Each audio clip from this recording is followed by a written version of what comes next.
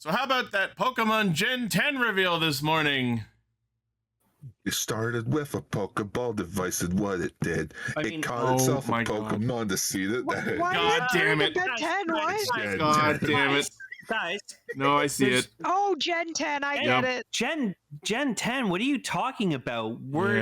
They just announced Pokemon Gold and Silver for the Game Boy Color. It's coming out next year in 2000. So, oh, yeah. Yeah, we're Have starting you heard Gen about 2. Peekaboo or... Yeah. Oh, Peekaboo. I can't wait for Peekaboo. Peekaboo. Yeah, guys, because Lane's favorite Pokemon, Slowpoke. No, the joke is time travel. Time travel. It's Precure takes place in the year 1999. Also, in that case, how about that Power Rangers Lost Galaxy? Oh, it's a great show.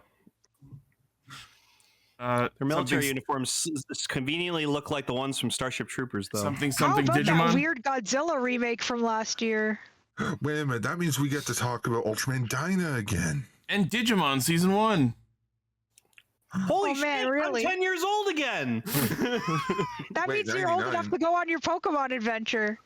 Oh, We came full circle. And I'm a baby. And I'm Ichi 11. Goo Gaga. Cuckoo Gaga! Yes, I'm a baby. Goo Gaga. And I'm the baby, cue the roll call.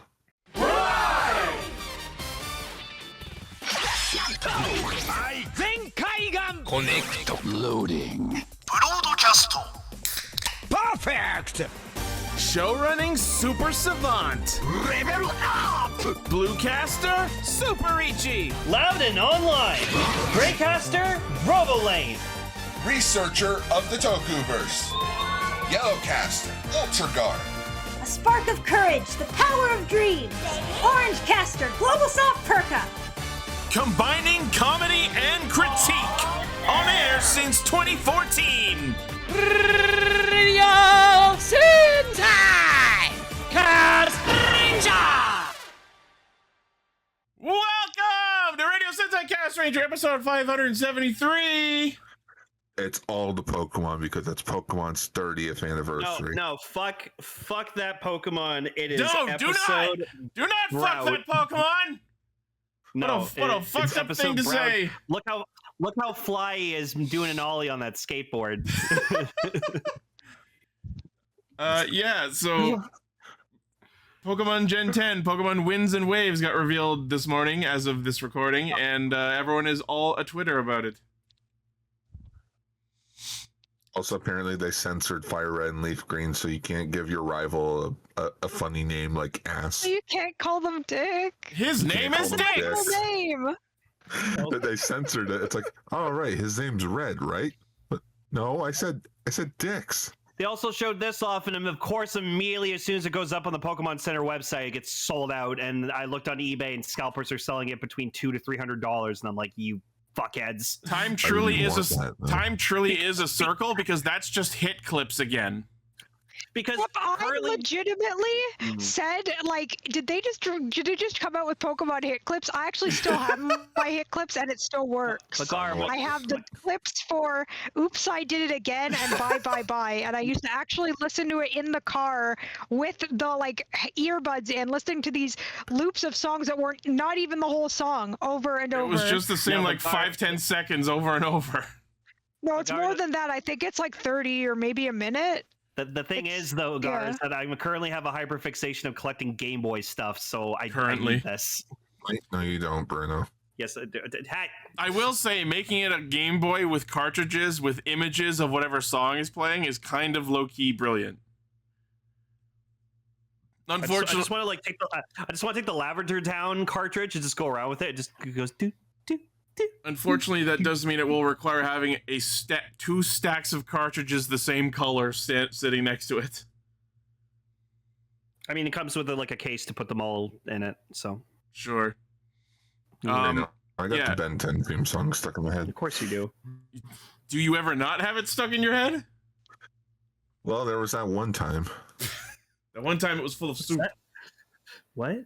So anyway, yeah, Pokemon Winds and Waves got revealed this morning, and as cute as Alolan Toby Fox is, pending reveal of the final Evo so far, I am team Grassburb II.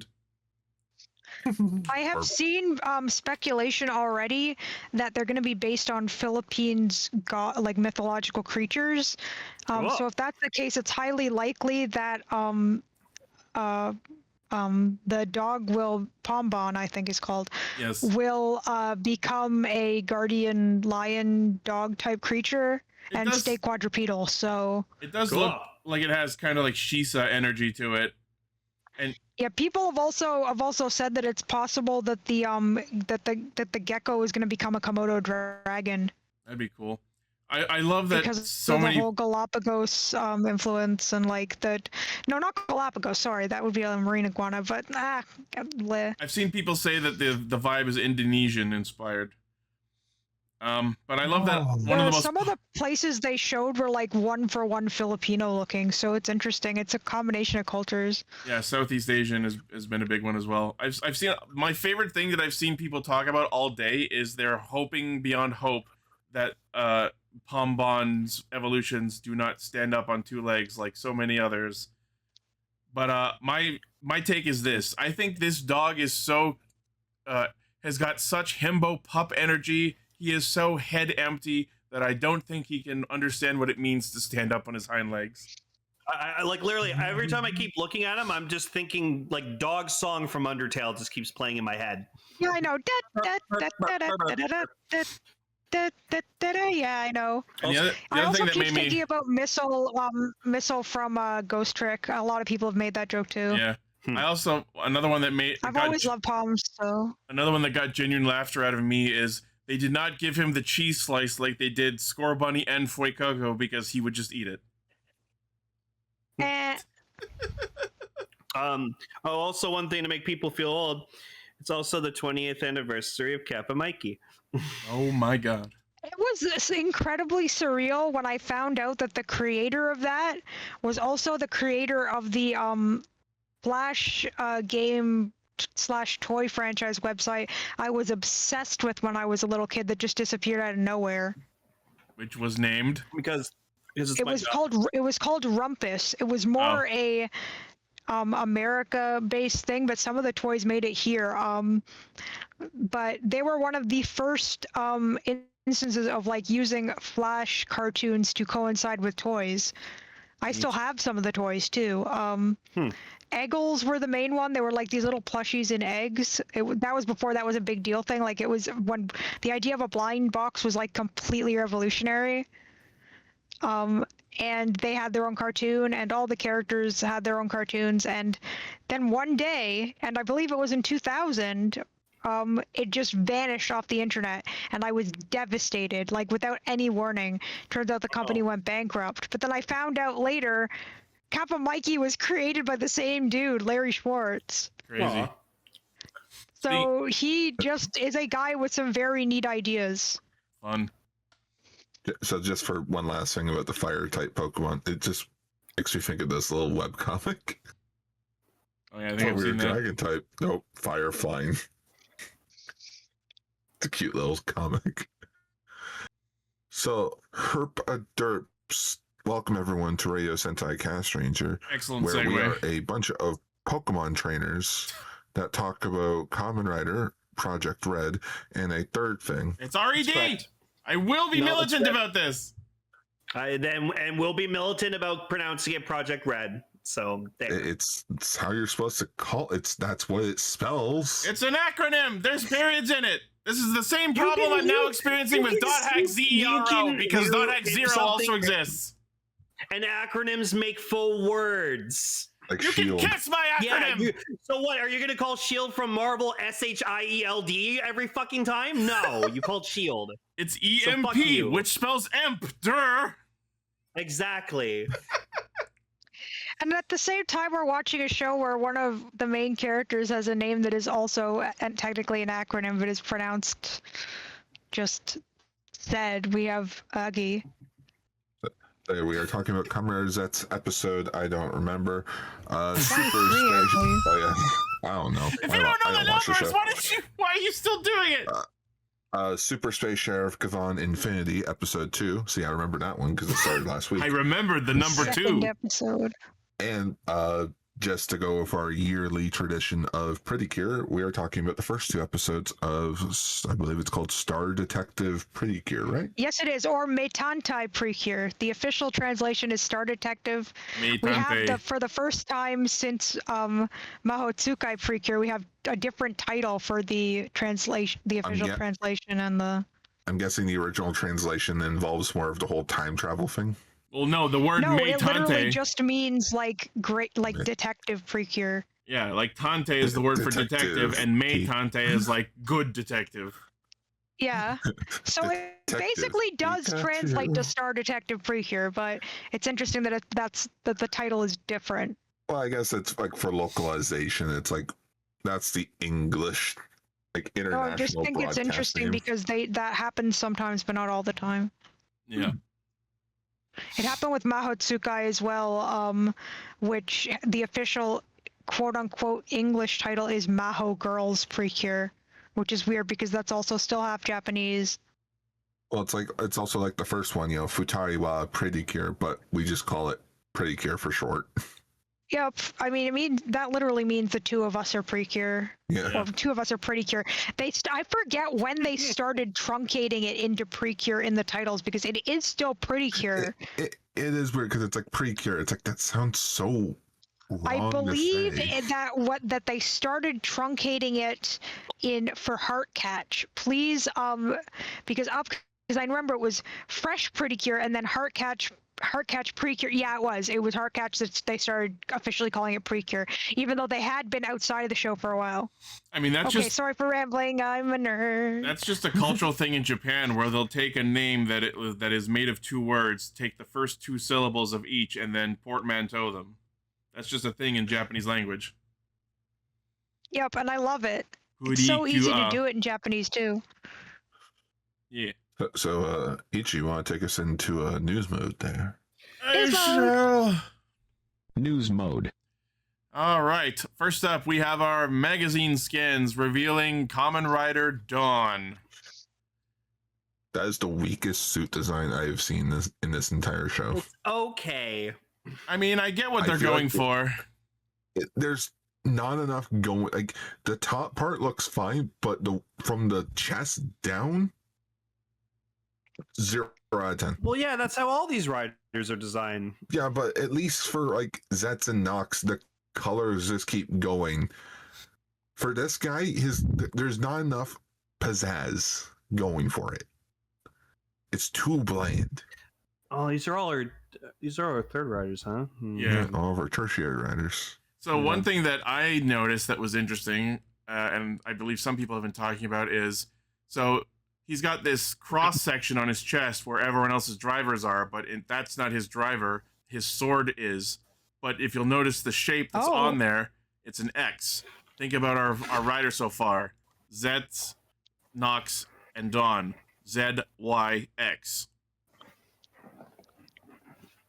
That doesn't spell enough words. You need a few more Scrabble words. But if you flip the order, that makes Xyz. So all we have to do is overlay them, and we'll summon another thing. Wait, ZYX 6 confirmed. Oh my god! 6 not the takeaway I expected. So what this means is we can get Kamen Rider Zets and Kamen Rider Flango. Oh my god! Come on. So what this means is we need to get 23 more riders in this show, 1 for every letter of the alphabet. Okay, quiet you. Love that, Vegas. I'm already losing track of the amount that there are now. I mean, most of them aren't riders. Yeah, I know, but they're still there. They're still transforming all over the place. Look at them, all they're transforming and shit. So yeah. He said it's Zets time and Zets all over the place. My favorite part is when he said ectophase, activate, and then he ecto all over them. Gar, I think what you need to do is, like this year or next year, you need to rewatch all the Rider shows that are written by this guy. No, because I will fully admit, I will throw my fucking computer out the damn window. As long as you film doing that. But it's been 10 years since X8. You're older, wiser now. Maybe you'll have different X8 opinions. is No, finally I'll funny. still fucking hate it because I still don't like the decisions that show made. But only you can make the decision to watch it and like it anyway. I mean, the only reason Dan's cuckoo bananas is because his actor improvised him like laughing maniacally. I love that so much. I love when that happens with. If I'm gonna Did watch, you know? Crap. What's his name? The other main character of Breaking Bad was originally gonna die in season Aaron 1, but Paul? the guy who Aaron Paul, yeah. Breaking Yeah. Good. but Jesse. Yeah, Jesse. Yeah. Jesse. Okay, that's his name. He was such a good character that they kept him in, and it completely changed the direction the show went. Yes, So, and he also got a movie. which is apparently the only thing in that universe that is terrible. oh yeah, from because what I've heard. it's an epilogue that didn't need to happen. I just love it. Like a quick thing on Aaron Paul. I just like I love that he's Mechanical Man in Dispatch because like that's easy. Yeah, I was gonna say he's actually a very talented voice actor, and he needs to do more voice acting. And he plays a character named Powerplex in Invincible, and literally like he hates Invincible so much, and he actually says like he can't keep getting away with this. And you can't keep That's getting away with these just a tangents. joke on the nose. I know. It's So like how they got Peter Weller in Sons of Anarchy and they have him as a cop. It's like, we get it. Hey. Okay. So anyways, again. May I continue? Yes. Yeah, sure, you can talk Sorry. about whoever this guy is next. So I don't know how confirmed it is, but the rumor going around is that Kamen Rider Dawn is a nightmare. Okay. Oh, so it's the disaster situation. Yes, correct. Okay. Interesting. It's like a symbiote. I mean, he has like disaster colors. Yeah, it's just disaster. Yeah. It's sleepy disaster. I wonder if they'll just get Haseo's VA to voice him again. That'd be fun. So he transforms using his the sword, which is called the Breakum Dawn, because we're gonna stay up all I night think till like that, like the break of dawn. Yeah. we're gonna fight all night till the Breakum Dawn. I'm dead before dawn. And his capsim is Punish. He's on a mission to bring nightmares to the world and doesn't care who he faces, the nightmares or the riders. Oh, I have Pokemon Wait, no, in the brain. he's like, I want to bring you to the world. Beats them up. What? So yeah, speaking of comparing him to things from Saber, apparently his weapon starts out as like a combined sword that then separates very similarly to how Kamen Rider Kenzan's sword separates when he henshins. I was trying to remember his name and I couldn't remember it. Fuck you, Kenzan, you sucked. Yeah. It's because Saber sucked. It did. It really did. All right. So, of course, also in the same batch of magazine scans, which we also saw in the upcoming episode preview, we're finally going to see Lord 3 in this coming episode. Lord Frieza? 3. Lord Frieza. Yeah, someone in the Discord made like an interesting theory about 3 that he never sleeps. You know what? I can absolutely tell. understand that theory, and I really like it, and I hope that's the case. The idea with that theory, and I forget who said it, but they can speak up, but the idea that I remember reading is because he's so against the nightmares, he doesn't sleep. So that's why he looks like he has bags under his eyes, because he just doesn't sleep. That's the 3, right? Yeah. Yep. It had. The guy who looks like Ian McKinley. Yeah, I see it. Yep. The guy who looks like Yeah, I've Genba's also been making an having- all-night delivery. Yeah, I've been having He crazy doesn't dreams sleep, as so well. he looks like the goth guy from Final Destination 3. I love that. I legit had Final a dream Destination this 3? week where Yeah, let go finish. Sorry. Go ahead, go. I had a dream this week where I was dreaming. I had a woke dream up, where I was told dreaming. everyone about a dream, and then I woke up again. Like I woke up for real. And I was like, did I Gar literally incepted. have a dream where I was dreaming and I woke up in the fucking dream? Or incepted I've had himself. that happen only like 2 other times. I think I already posted the dream I had last night. I'm sorry we're talking about dreams now, but I have to bring this one up because I mean, at least this is on it's brand. interesting. Yes, it is related to both dreams and Pokemon. I will just post it in the chat. Read it to your leisure, everybody. We'll Yeah. get there, Decker. We'll get there when we talk about Zets. Not now. Okay. Basically, I had to name characters who were jealous, and they had to be Pokemon who were yellow. And yeah, I don't know how it was so specific. Okay. All right. Next we got There's some scans showing probably the Catastrum, but more importantly, the form we haven't seen yet, Orderm, which I'm very excited to see. Yeah, it looks dope.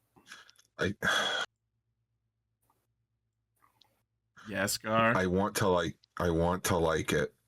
Which one? The new one that we haven't seen yet. Orderm. I want to like it, but it's the belt. I mean, that's just the problem with the show in general. It's like you have a perfect design and then you just slap the belt on top. You think you're fucking cool, but you're not. Feels like I we're like the unearthing. Catastrum, like capsum. I think it's Hey, I dope. take your Orderm. Lol. Looks like a cosplayer that's just done for the day and he's wearing his belt as if he's like drunk in a hotel room. Again, I wish it was only Zets who did that, and then everyone else was like, "Oh, that's stupid that he's doing that." And then Why are you just wear doing it around that? waist. Yeah, like I honestly was like happy because I thought it was just like a personal choice that Baku made, and then everyone else is doing it, and I'm like, come on. Well, they have a logical reason for it because the heart rate's attached to the mind in terms of dreams, so it makes sense. And it's just like, Sure, and that can be fine after the fact, but I rewatched the first episode with Ali recently, and literally the only reason he puts it there is because right before he henshins, he blocks a bullet from the gun Nightmare, then is just like holding it in front of him and goes, fuck it, I might as well just put it here so I don't have to move my hand more. that's stupid. Correct. Welcome to my problem with the show. I don't even know what this show's about, and I still don't care. Dreams and secret agents. That.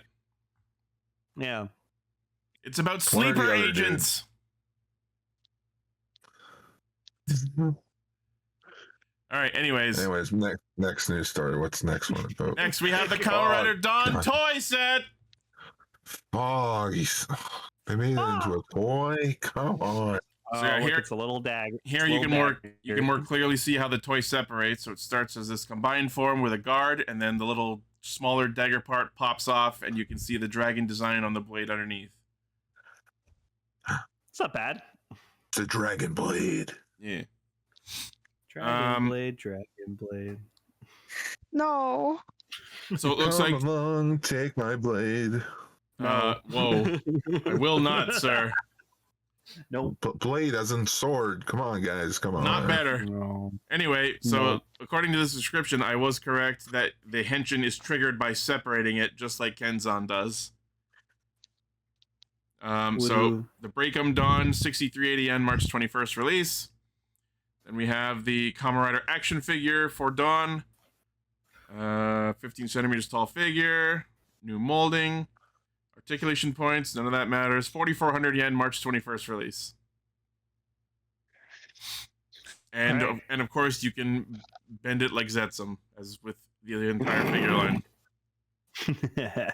That's a cool movie. I like that movie. Ben like Beckham. I almost got excited for the next news story because I thought it was going to say Super Sentai, and then I click on it. It's like, oh.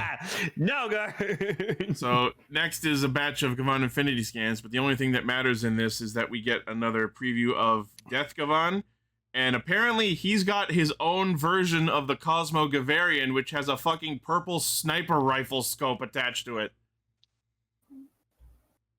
He turns it sideways, so he's gangsta. And of course it has its own transformed robot mode, which the scans are too low quality to really see too much, but it does look cooler. It's just Galvatron. Kinda. I wonder if his trigger is going to be Premium Bandai. Probably. Yeah. Hopefully we'll get Oh yeah, his Emorgear he uses is jealousy. Oh yeah. I like it's like a dragon, like he's like biting his tail. He's like, So jealous. Oh, it's not Premium Bandai. Wow, that's cool. All right, cool. Shocking. Remind me to make that into another emote later. Yes, that's right. It's called the Arc Gavarian, and it's got this like green sort of trim on it too. Oh my god. Oh yeah, it's like Evangelion. It looks like It is purple and green. It looks like Beast Wars Megatron before he got the dinosaur body. A little bit. Mm. Yes. Yes. Too Energon. Too much Energon. Enter Gavan. That's cool. Bam, bam, bam, ding, ding, bam, bam, Oh yeah, quick shout out to Gary Chalk. He won his battle against cancer. So Yeah, I heard. That's awesome. good shit, Optimus Primal. Oh, and yes, That's he has his own just he has his own reskin of the Gavarian blade as well. Oh, and the like Nazca emblem on the badge is like shattered. That's cool. Those are words. Look at the fucking sword. Which All right. one am I supposed to be looking at? Car's salty today. Decker's image in the chat of the purple and black sword. Do you not like this stuff, Car? Because they replaced Sentai some way. Do you wish it was fact that called it's not even- Farvon? The fact that they didn't even bring it over here means that the whole like mission statement was fucking pointless. So yes. Yes, I'm mad. Good. I'm mad. Anyway, next we have images for the DX Gavarian blade. Speaking of the blade. Oh, it's so pretty, and I like it comes with their badge. Well, I want the badge. The sword spawns from the badge, so I fucking hope so. I know, but I like the badge. The badge is cool. Flips open. But Something does about it the sword? does it have the it ability to looks split into two of very- them? Familiar. Yeah, it's a Dawn Brothers sword. You just hear in my head, Momotaro-san, Momotaro-san. I I kind of miss Just those guys. Very off in the distance, you hear the laugh. I have been rewatching Dawn Brothers with Allie, and she's been enjoying it. Of all 49 seasons of Super Sentai, you chose Dawn Brothers. Yes. Well, I told her about how it elicited more rage and emotion out of me than I had ever had from any other show, and she wanted to find out why. He showed her the sandwich episode. Yeah. Any season, a season that you haven't even seen. Chose Dawn. But Dawn Brothers is Ichi's third favorite Sentai, so. You break my heart, Ichi. You break my heart. So anyway, the Gavarian No, blade. it was so much fun. Yeah. So anyway, the Gavarian blade, it has 4 built-in LEDs which light up dynamically. Gavan dynamically? Oh! Apparently the badge is called the Galactic Federal Police Notebook, which is on the guard and removable. Notebook? Comes with 3 license cards for Infinity, Bushido, and Luminous, which can be swapped around. Yeah, I mean, I guess it's For fun. Gavan never travels between dimensions without his handy-dandy notebook. Ichi, gotta say it right. The handy dandy. Whoop. Notebook. Notebook. Yes, it is also a communicator. What's such? How many fucking Disney shows are you gonna reference tonight? Probably like 5 more. All right, cool. Anyway, the Gavarian blade is 4,400 yen, releasing March 7th. Neato. Okay. I might get it just for the badge. Might, he says. It's already been pre-ordered. No, it It's hasn't already in his pre-ordered house. yet. This though. Blade, you're already holding it. Speaking of things that are already on Lane's to order list, the Emorgear Dizer. Yep. And it comes with flat. So yes, this is the shelf tray that you can store Emorgears on, and they stack, And if of I course, buy- like any good Diza. And if I buy more of them, I can get more flat. Lane, that's not how you lose weight. That's not how flat works. You're either flat or you're not. It is a binary state of being. But I'm Gavan flat. Yeah, which means you can't be any other form. So enjoy your one form power set. No, that's the whole purpose. Is that like people are like, oh yeah, you can't do anything with the flat Emorgear, and then he is able to channel the power from the flat Emorgear. Well, apparently what I remember reading somewhere is apparently like the flat Emorgear is in fact like the blank one, which then other emotion powers get applied to it, and it replaces flat. Mm-hmm. So it literally is. Where does the flat one come from then? We'll have to find out. But yeah, speaking of just Emorgears and flat and Gavan and such, so I think Lane, you showed off your Gavan flat artwork last week. I did. So I would like to showcase what Jackaplier made for me this week, which was very, very cool. Just give me a sec to pull that up from my folder here. Yeah, Jackaplier is a freaking wizard. I'm just gonna pop all of these in the chat. So this is my custom Gavan OC, which is called Gavan True. And the idea is his emotion is vindication, aka the satisfaction you get upon being proven correct. So there's like vindication. There's like a checkmark motif in his suit, and when he lights up, you see a checkmark in the visor. And then Jackaplier at one point made a bit of like a negative version of the form where I was angry, and that inspired me to come up with what I'm referring to as a negative emotional burst, where I am right transforms into you are wrong, and instead of a check mark, it's an X in red. Damn.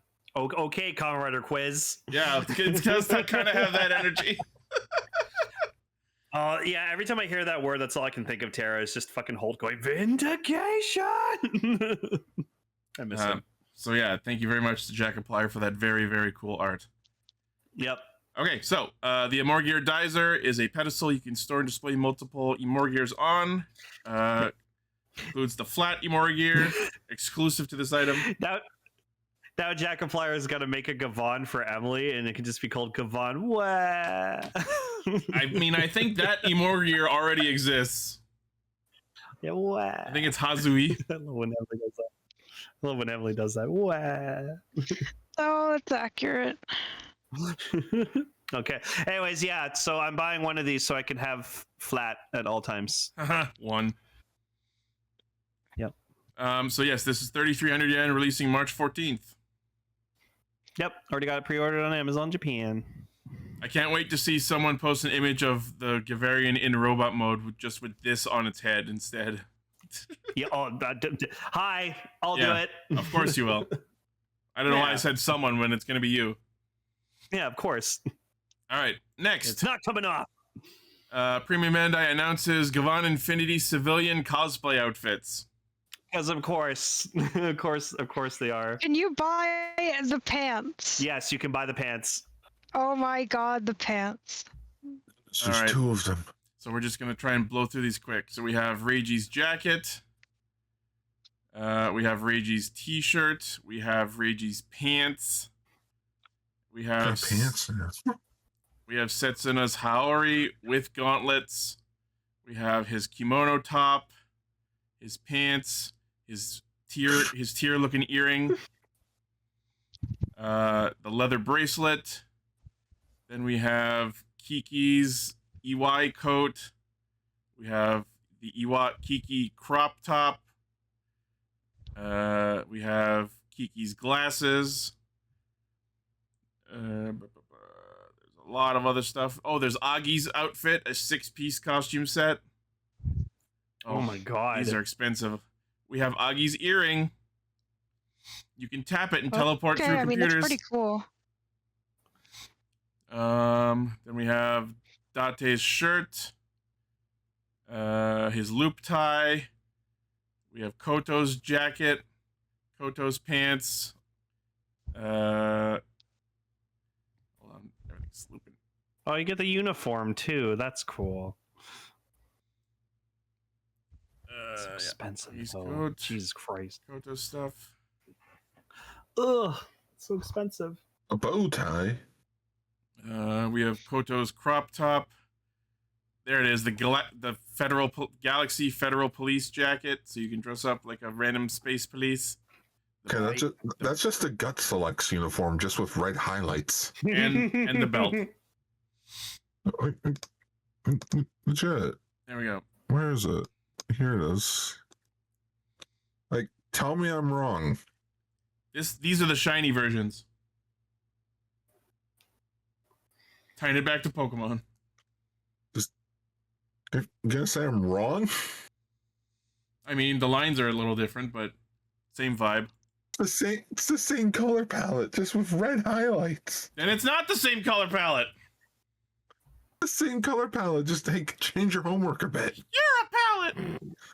Yeah, it does look like the uniform. All right. Anyways, that's all happening, and it's all expensive. If you care, you can do your own research. Moving on. Or just make your own. Yeah. We got the announcement of the Agito Superpower War film theme song, which is going to be sung by Orange Range, who any weebs will know from many different anime themes. The news article site? Yes. Who's been on their temporary website for fucking 10 years? The temporary website. Apparently this is because both Kamen Rider Agito and Orange Range the band are celebrating their 25th anniversary. Oh. We don't have any details of the song name yet, but we just have the announcement that they're doing the theme. Okay, I heard a crazy thing. I heard Soichi's not gonna transform in this movie. Yeah, apparently Shoichi is in the movie, but Agito will not be henching reportedly, which is, I guess, why the film is Agito Superpower War and not Kamen Rider Agito Superpower War. Interesting choice. Okay. Well, it makes sense if you watch the show, I guess. Yeah. Unless it's going to be a twist that he henshins right at the end. All right, we'll just say this. Remember X-Men? Yep.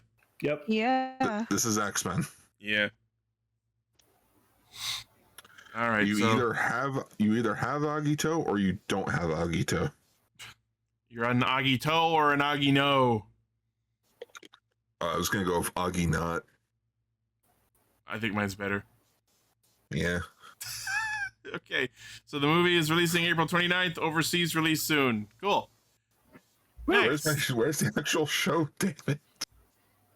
Next, Blu-ray remaster box sets of Giant Robo and Spielbahn. Let's fucking go! This ancient Egyptian Tin Man looking motherfucker. Hey, that's Johnny Sacco's flying robot, all right? That is the actual English name for the fucking show.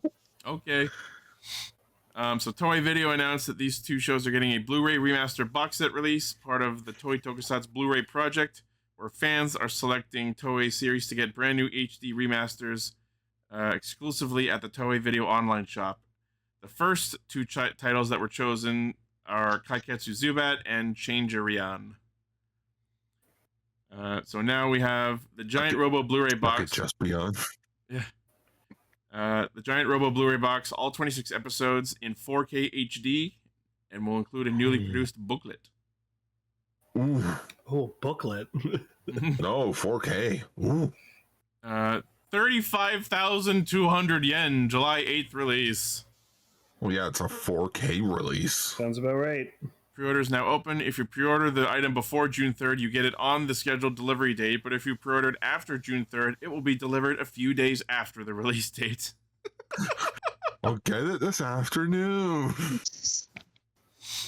All right, and then we have the Dimensional Warrior Spielbahn Blu-ray box, 44 episodes, 4K HD, 16-page booklet, bonus features from the original 2005 DVD set, including the conversation between Hiroshi Watari and Makoto Sumikawa, and conversation between Susumu Yoshikawa and Ichiro Mizuki. I'm 100% certain we can't get Ichiro Mizuki to come back to do another interview. He's the only name in that list I recognized. Yeah, he did the music for the show. That was a safe guess. This set is 57,200 yen, so over $600. October 14th release. And the same spiel. Pre-order before September 4th, get it on the delivery date. Pre-ordered after September 4th, it'll be a few days late. Now we just need Mattelder, and then we can start reconstructing VR Troopers with HD footage. Could you fucking imagine if someone actually went to all that? Just went through the effort of shot for shot remastering VR Troopers to be in Blu-ray. Oh my god. This is why we don't have Jew Ranger on Blu-ray. You know how many people would do that with my Emorphin? I kind of want to see it. If someone actually did re-edit all that together, that would be worthy of a rewatch.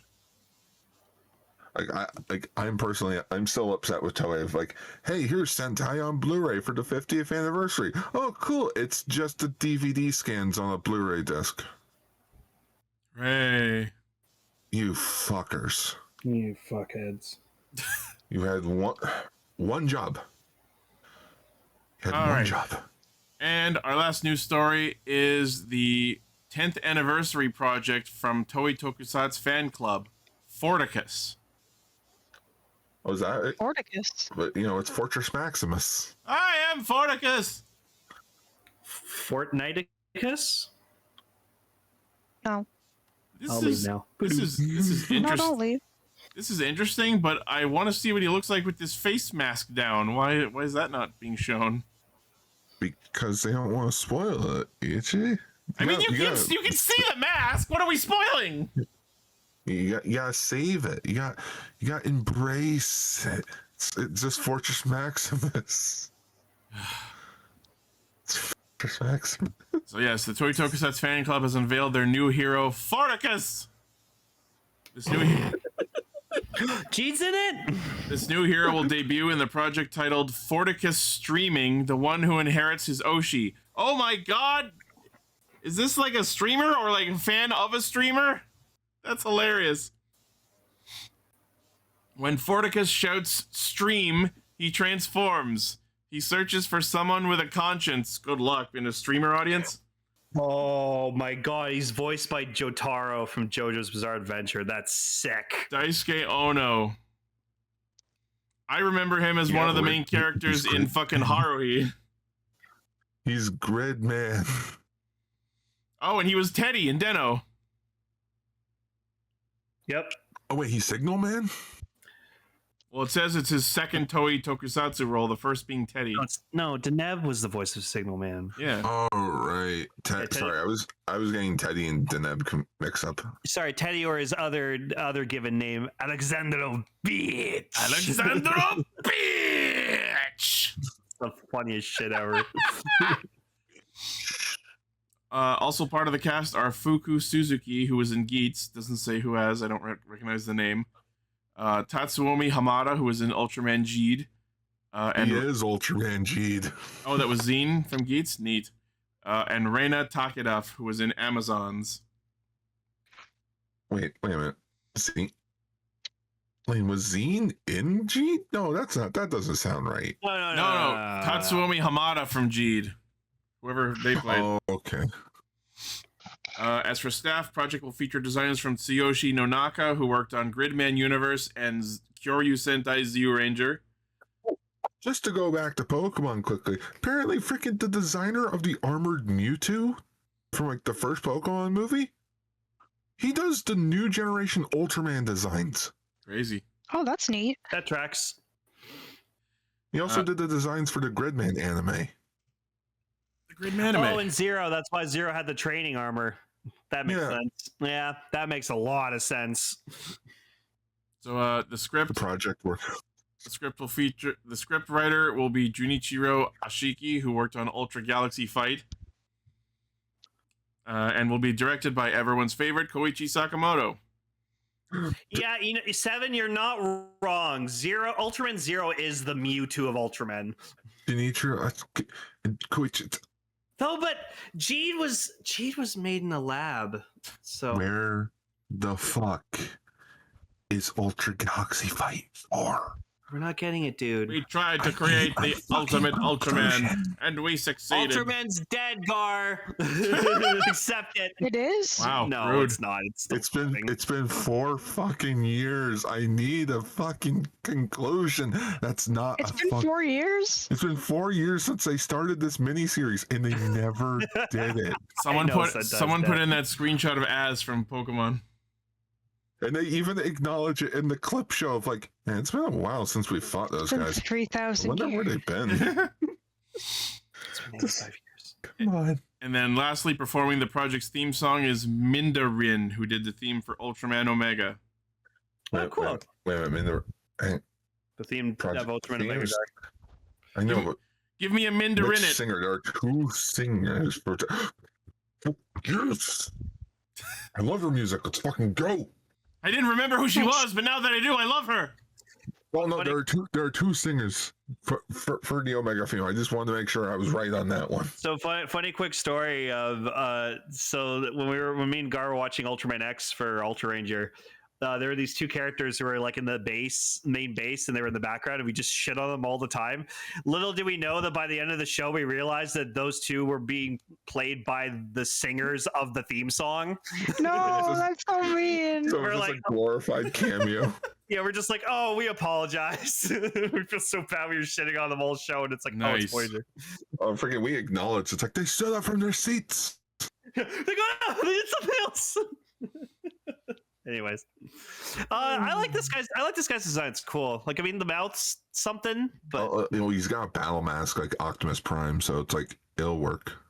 it reminds me of it reminds me of that name of that robot from that freaking PSA. Oh no, Lane, you know who Astar? he is? Yeah, Lane, you know who he is? No. He's Gridman Sigma. a little bit, yeah. I see it. I kind of like the design. I have a feeling I'll probably like the mask down form better. I'm really excited to see that. But my first thought looking at this suit overall was the Simon Says on his chest is missing a button. This is Gridman Sigma. Except he's all blue. It's the shiny. Also calling it out, we're getting a figure art of this. And if we don't get a figure art of this, I'm slapping Koichi Sakamoto in the face. Because we didn't get Ultra Galaxy Fight 4. I can't believe it was going to be this guy. What the fuck? He doesn't deserve to be a Gridman. Yes, we do. Yes, he does. He deserves it. This guy has Gavan Bushido's belt and the arm wristlets from the Pokemon Iron Valiant.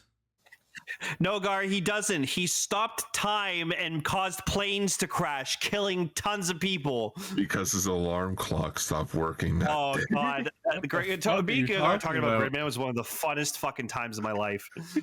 Did that actually happen? He's just autistic. Not everything's autistic, Decker. Are you Damn. sure? I mean, it kind of it kind of lines up with why he was so PTSD about everything. Okay, if my alarm doesn't go off, I'm not going to fucking go kill everybody over it. But if you had the power to do it, Lane. No, I would not. Anyways. But if he had the power. No. Lane, don't murder. I'm Lane, not. I don't don't have a murder. murderous intention in my body. Now, Oh, Lane, video don't games. you be murdering again. Oh, that's why I play video. What have we There told I you? go. There I go killing again. Legit, that's one of the reasons why I play very violent video games, so I can like get rid of that urge. To kill? So Lane has acknowledged he has that. Oh no! I don't have a murderous urge. I'm just saying I play video games to like prevent that urge. I caught your boy Lane out murdering in the you're yard suggesting again. is there. Anyways, I'm excited for this I almost called him Fortress Maximus again. Fortniticus, I'm calling him. I'm calling him Fort Tender. Or Fort. Fort Knox? No, that's a completely different thing.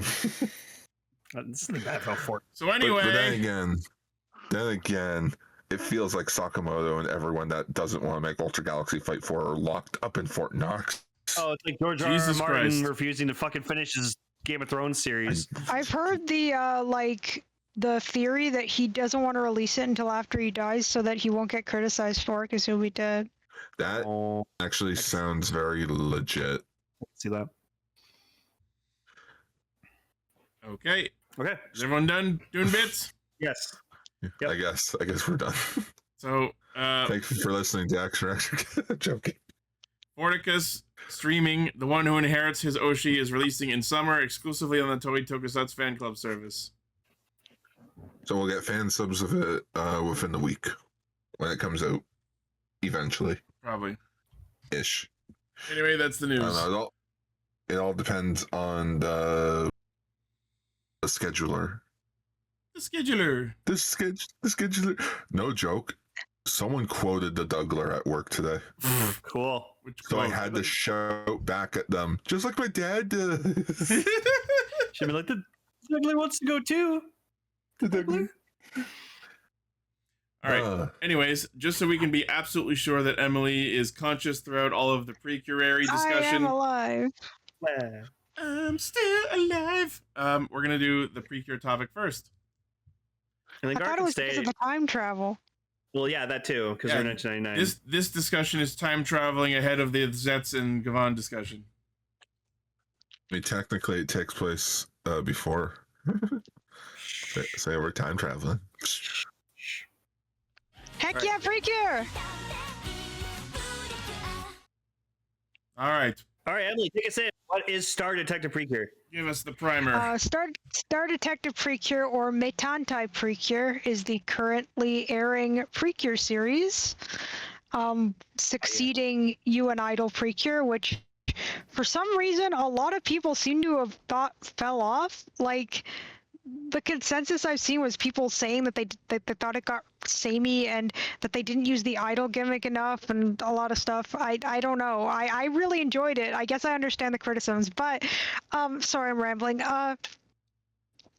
New Precure, the gimmick is detectives, and also the secondary gimmick is that this series involves the main character, Anna Akechi, being transported from 2027 to the year 1999, where all the other main characters reside.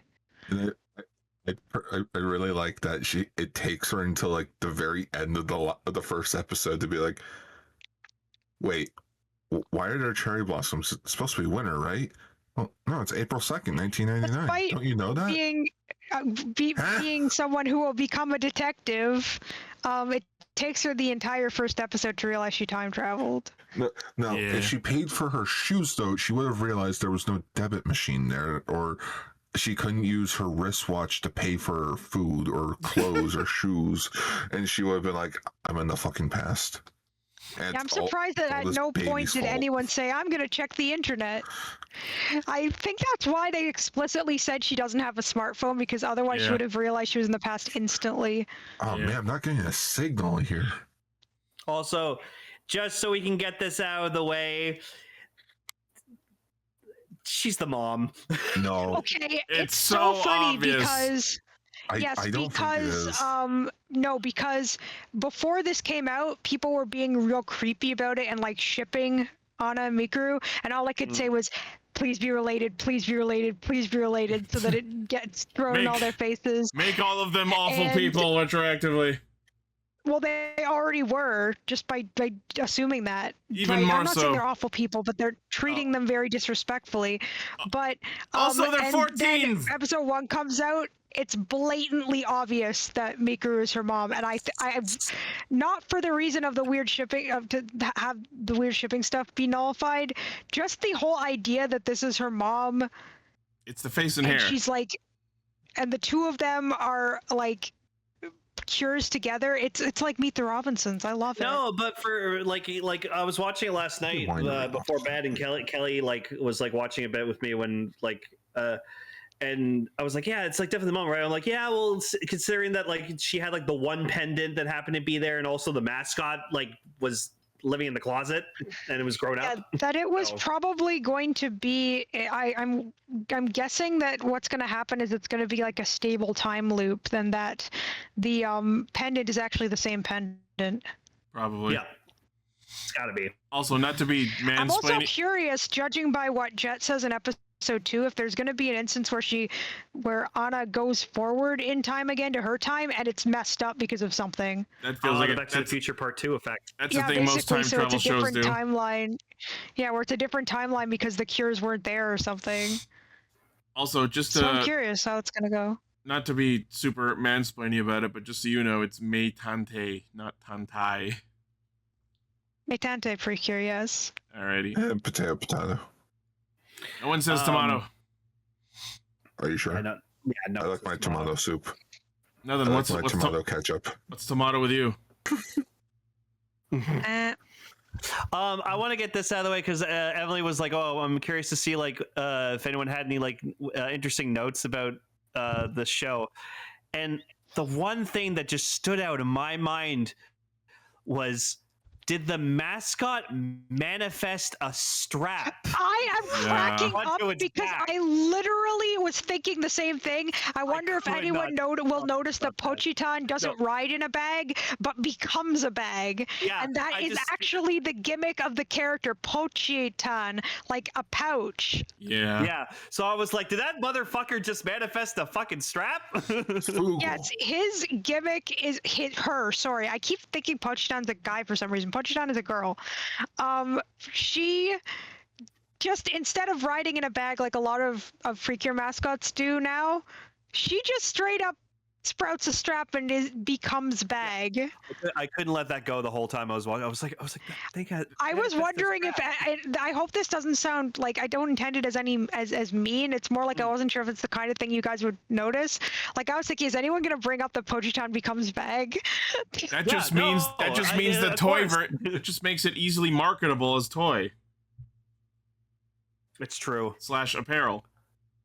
Does the plush come with like a strap? Yeah, it does. But it's interesting because Of you'd course think it that does. would be like good for them, but actually that technically means that they can't also sell a bag. Because normally they do, but I like that because it means I don't also have to buy a bag. Well, There you no, go. they're doing what they did with Super Sentai. We're gonna start combining stuff into like. Oh my the god, Legends that's of it. Rangers Merchandise. being the same thing. That's it. Yeah. Oh. Because they'll save on money. Well, Those so will I, so it's bastards. win-win.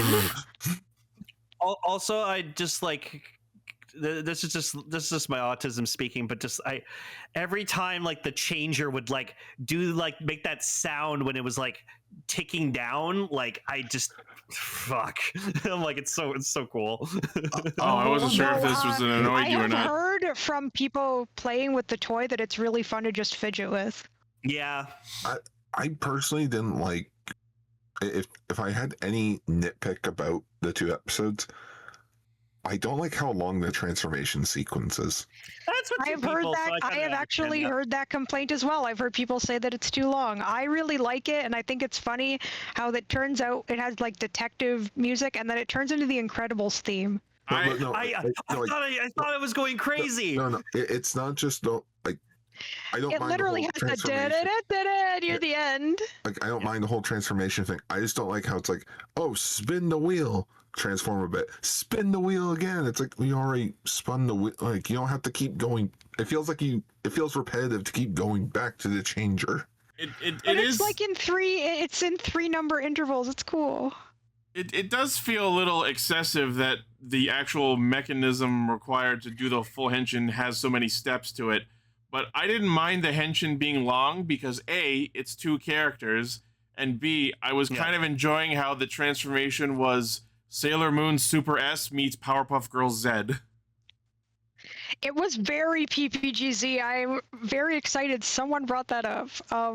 It's Sailor Moon Super S in that it's 2 of them henshining together, and again, mother and daughter, one of whom has time traveled.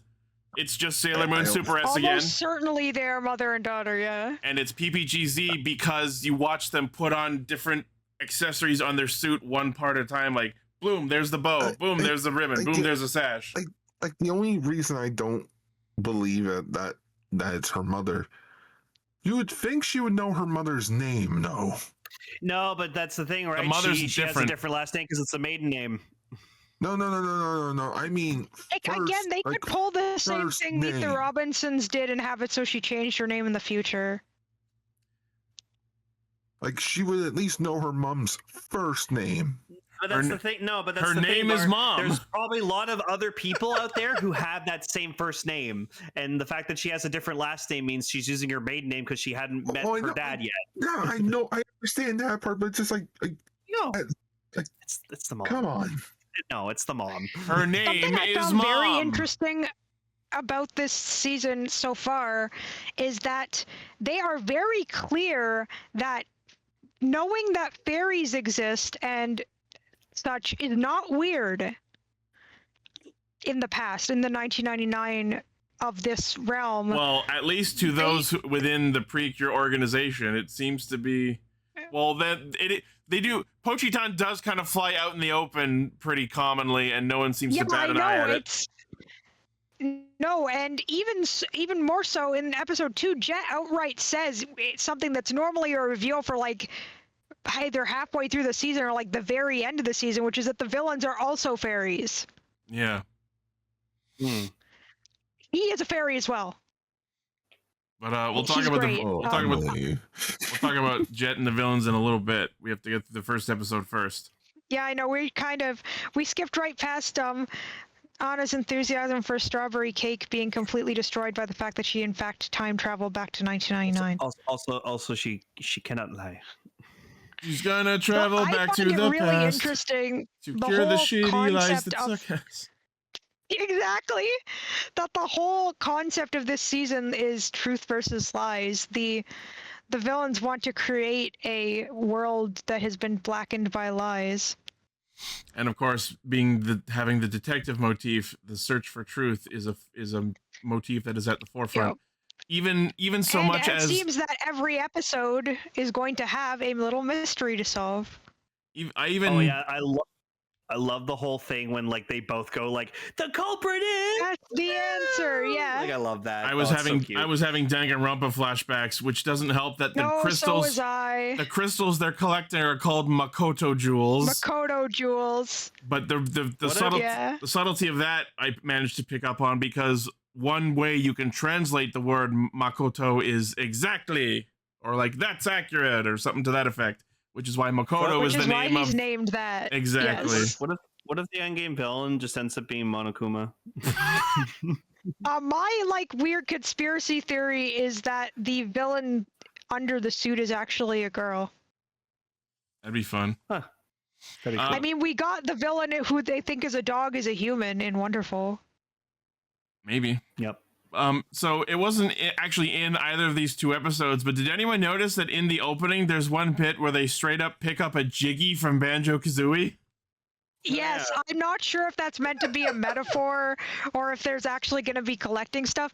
Also, there's someone you might have noticed in the opening and showing up sporadically throughout those episodes, and that's Cure Arcana Shadow, who has become a sensation despite the fact that she hasn't done anything yet. All her merchandise sold out day one, apparently. I absolutely love her card staff. And I am terrified that you're not going to be able to get any of her merch? That people are basically judging her entirely based on her appearance and don't even care about who she is as a character, and also that it's sexual in nature despite her being a child. Yeah, welcome to the anime community. Welcome to fandoms. Yes. This is why I don't. But no, apparently AI inappropriate videos featuring her are a thing in Japan right now. Yeah, I thankfully have not seen any of them. Good. No, these are children. Like, come on. So anyway, Anna, the main character, we see that she is interested in searching for truth. She finds a missing bow of a child and then goes home for her birthday. And then mysteriously, her Sailor Moon S compact is just there on her desk for reasons we'll find out later in the show. And then I love. She's like, "Thanks for the birthday gift, Mom." And she's like, "What? No, I didn't give you a gift. I'm getting you a smartphone later." And I'm like, "Oh, that's suspicious," and I should immediately ask further questions about that. But I'm not gonna. I mean, my other reason that I think that that she's her mom, despite, I mean, obviously she looks exactly like her, but I mean, like, ways that could make sense without any plot holes, is that Anna going back in time is creating a completely new timeline. Yeah.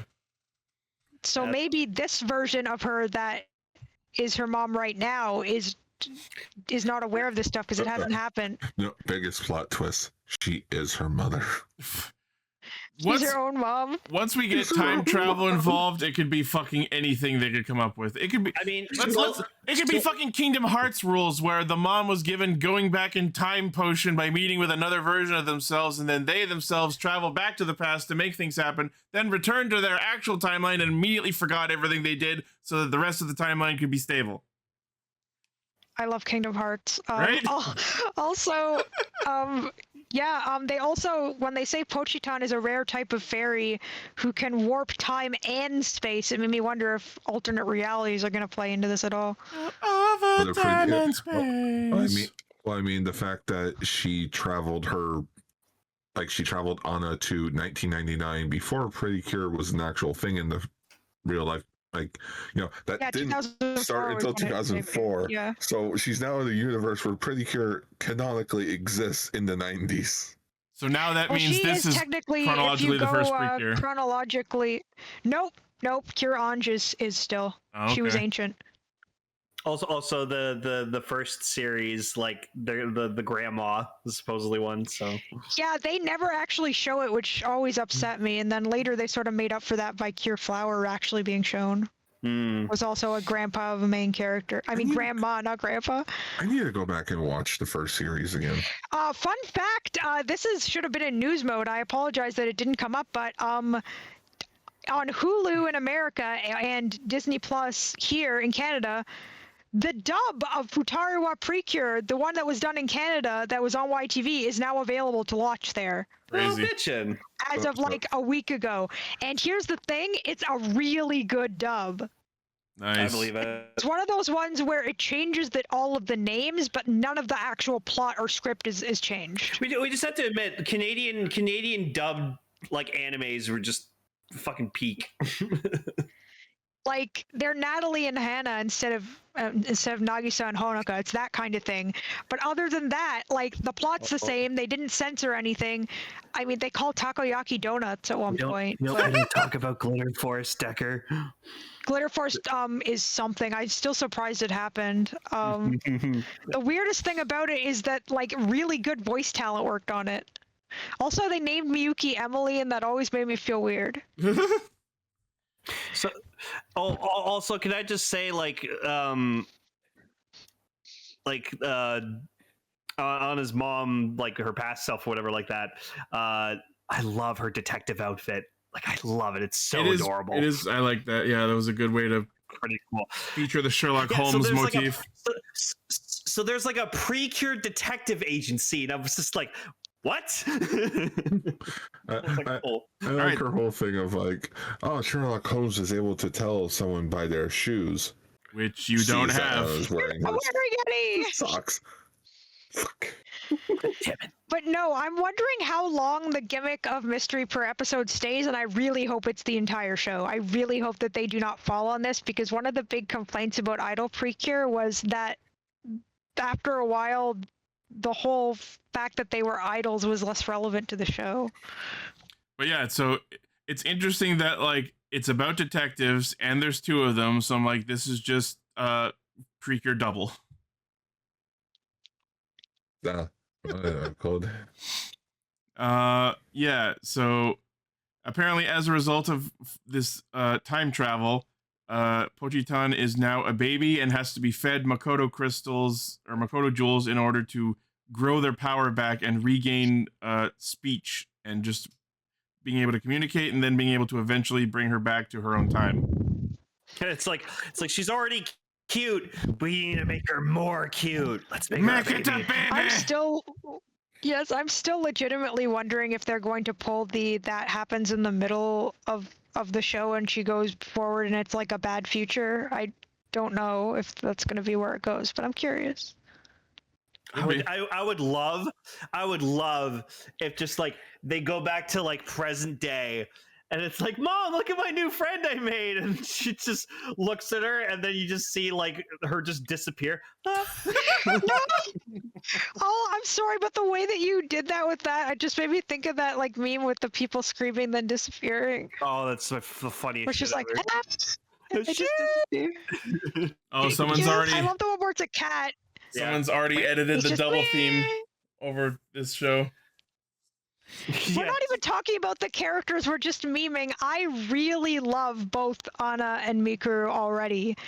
I love how determined Mikuru is to prove herself. I understand that. I love how Anna helps others and will jump right into things to help people.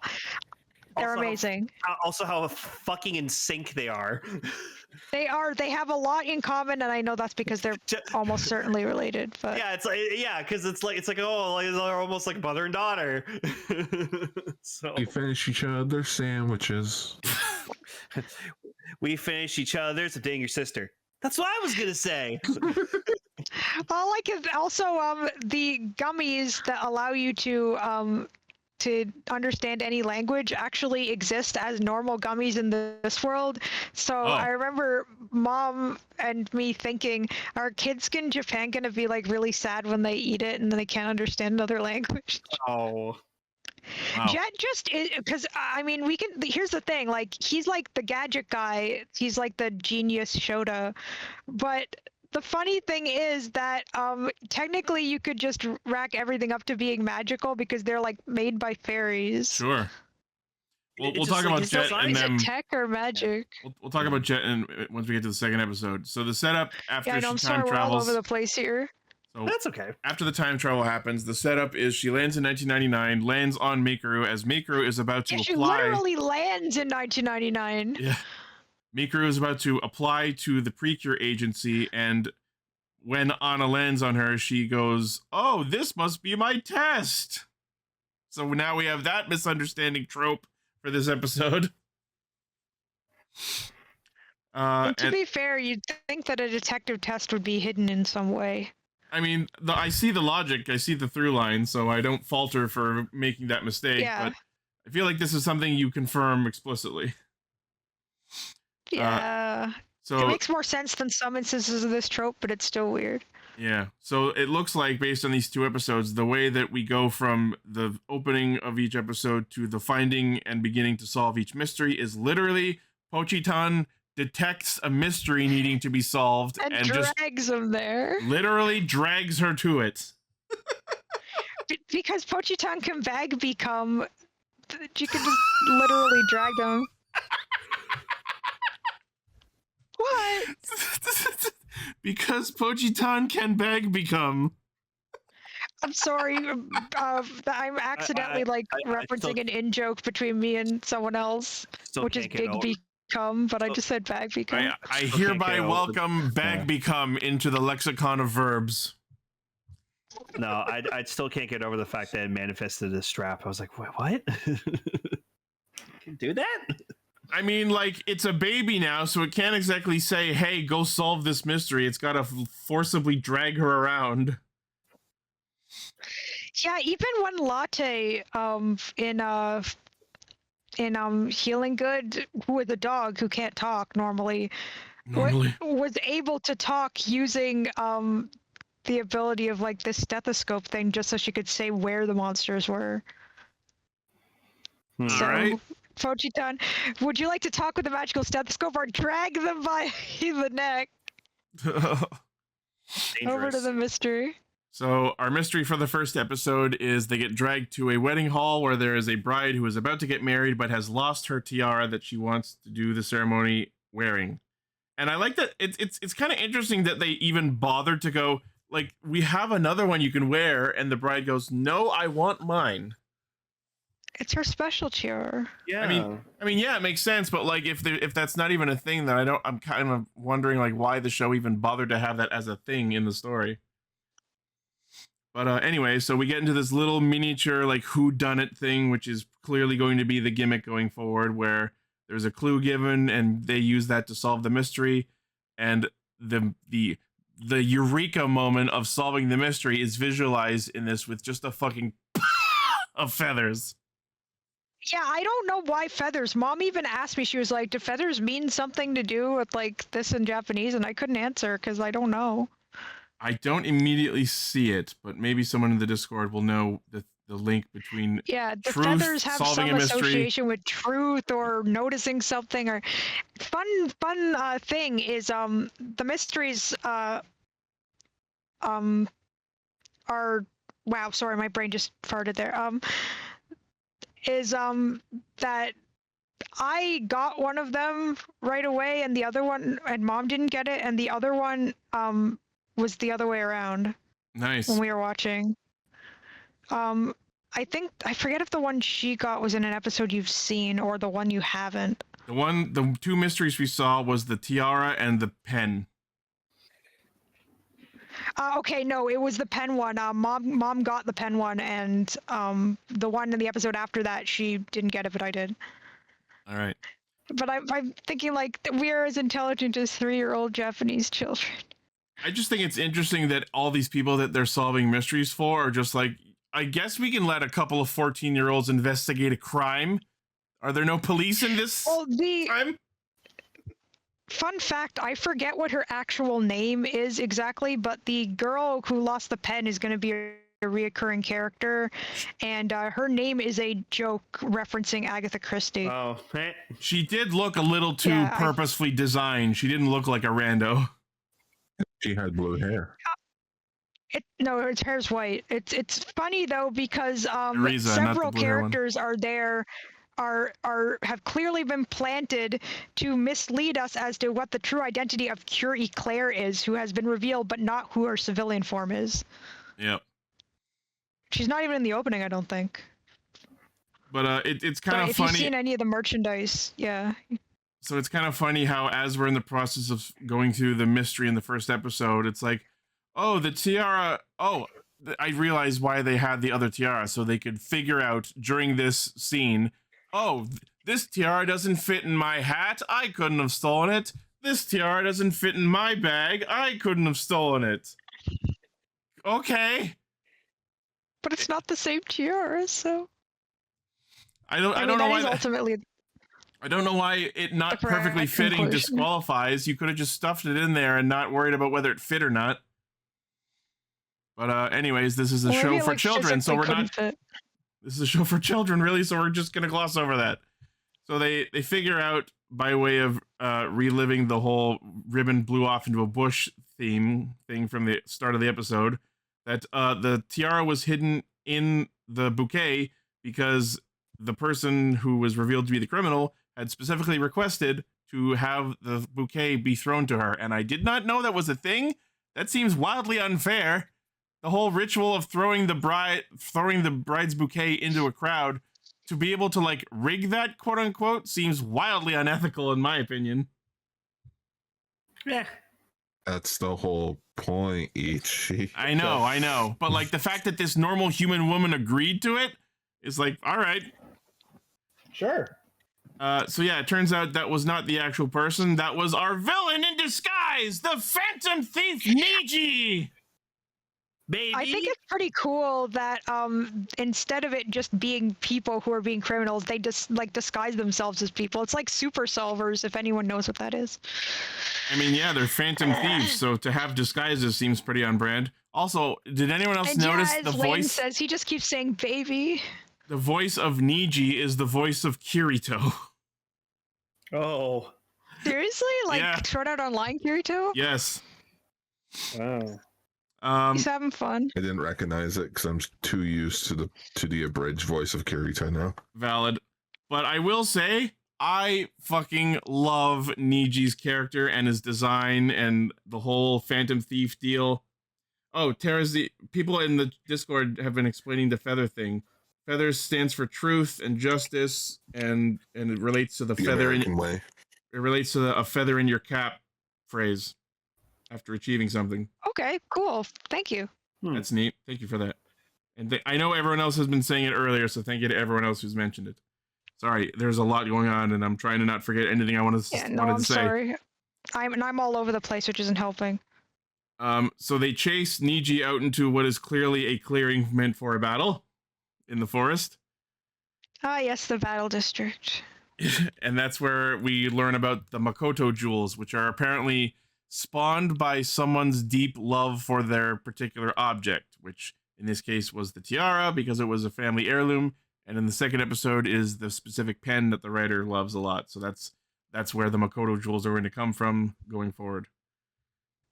Except there are also Makoto jewels inside the hearts of the Cures, apparently. They did mention that in the second episode that Precure's hinging with the Makoto jewels in their hearts. So there's another connection to Sailor Moon, because that reminds me of Sailor Moon S's whole arc where they were pulling heart crystals out of people. Is this just Sailor Moon S? It's Sailor Moon plus Kamen Rider Double. Oh yeah, I never thought of Double, but that's about detectives too, isn't it? Yeah. Yep. So we get this very cool quote-unquote stock sequence where Keiji turns the object into a monster, which is Haninda is the name of the monster, which is fun because that literally translates to the criminal. Yeah. We should sing the criminal, or like the culprit, Haninda. And as we see from these two episodes, the monster is going to take a shape based on the object it was spawned from. So we have a tiara monster in this one and a pen monster in the second one. I just love how dapper they are. Yes. I feel like when people say Power Rangers needs to be animated, I just need to show them clips of this. It's like, there you go. Be happy. Mm-hmm. Yep. Yes. So, as we get this whole like, oh, we need to stop the thief, but there's a monster trying to murder us. But they hold fast, they maintain their courage, and not only does Anna's pendant shine, but a second one just magically pops out of Mikuru's collar, and we get the henshin. It's pretty spiffy. Because they believe in each other, they are able to transform, and it is a dual transformation, and apparently they can only transform together. Have they never? I like it when they do that. Which again is Sailor Moon Super S, but I would be interested to know over the course of the show if they do ever henshin separately, or if it is Sailor Moon S where they never do. Yes, well, so far they have not actually said if they actually need to be together to transform situation or not. In several seasons when that happened, they did confirm that they had to be. And then in Heartcatch, people thought they had to, but then they had individual transformations first. So I don't know where that assumption came from because they had it together 1 second. But in the original Futariwa, in Splash Star, and in Sweet, which is a callback to that, they have to be the two main characters have to be together to transform.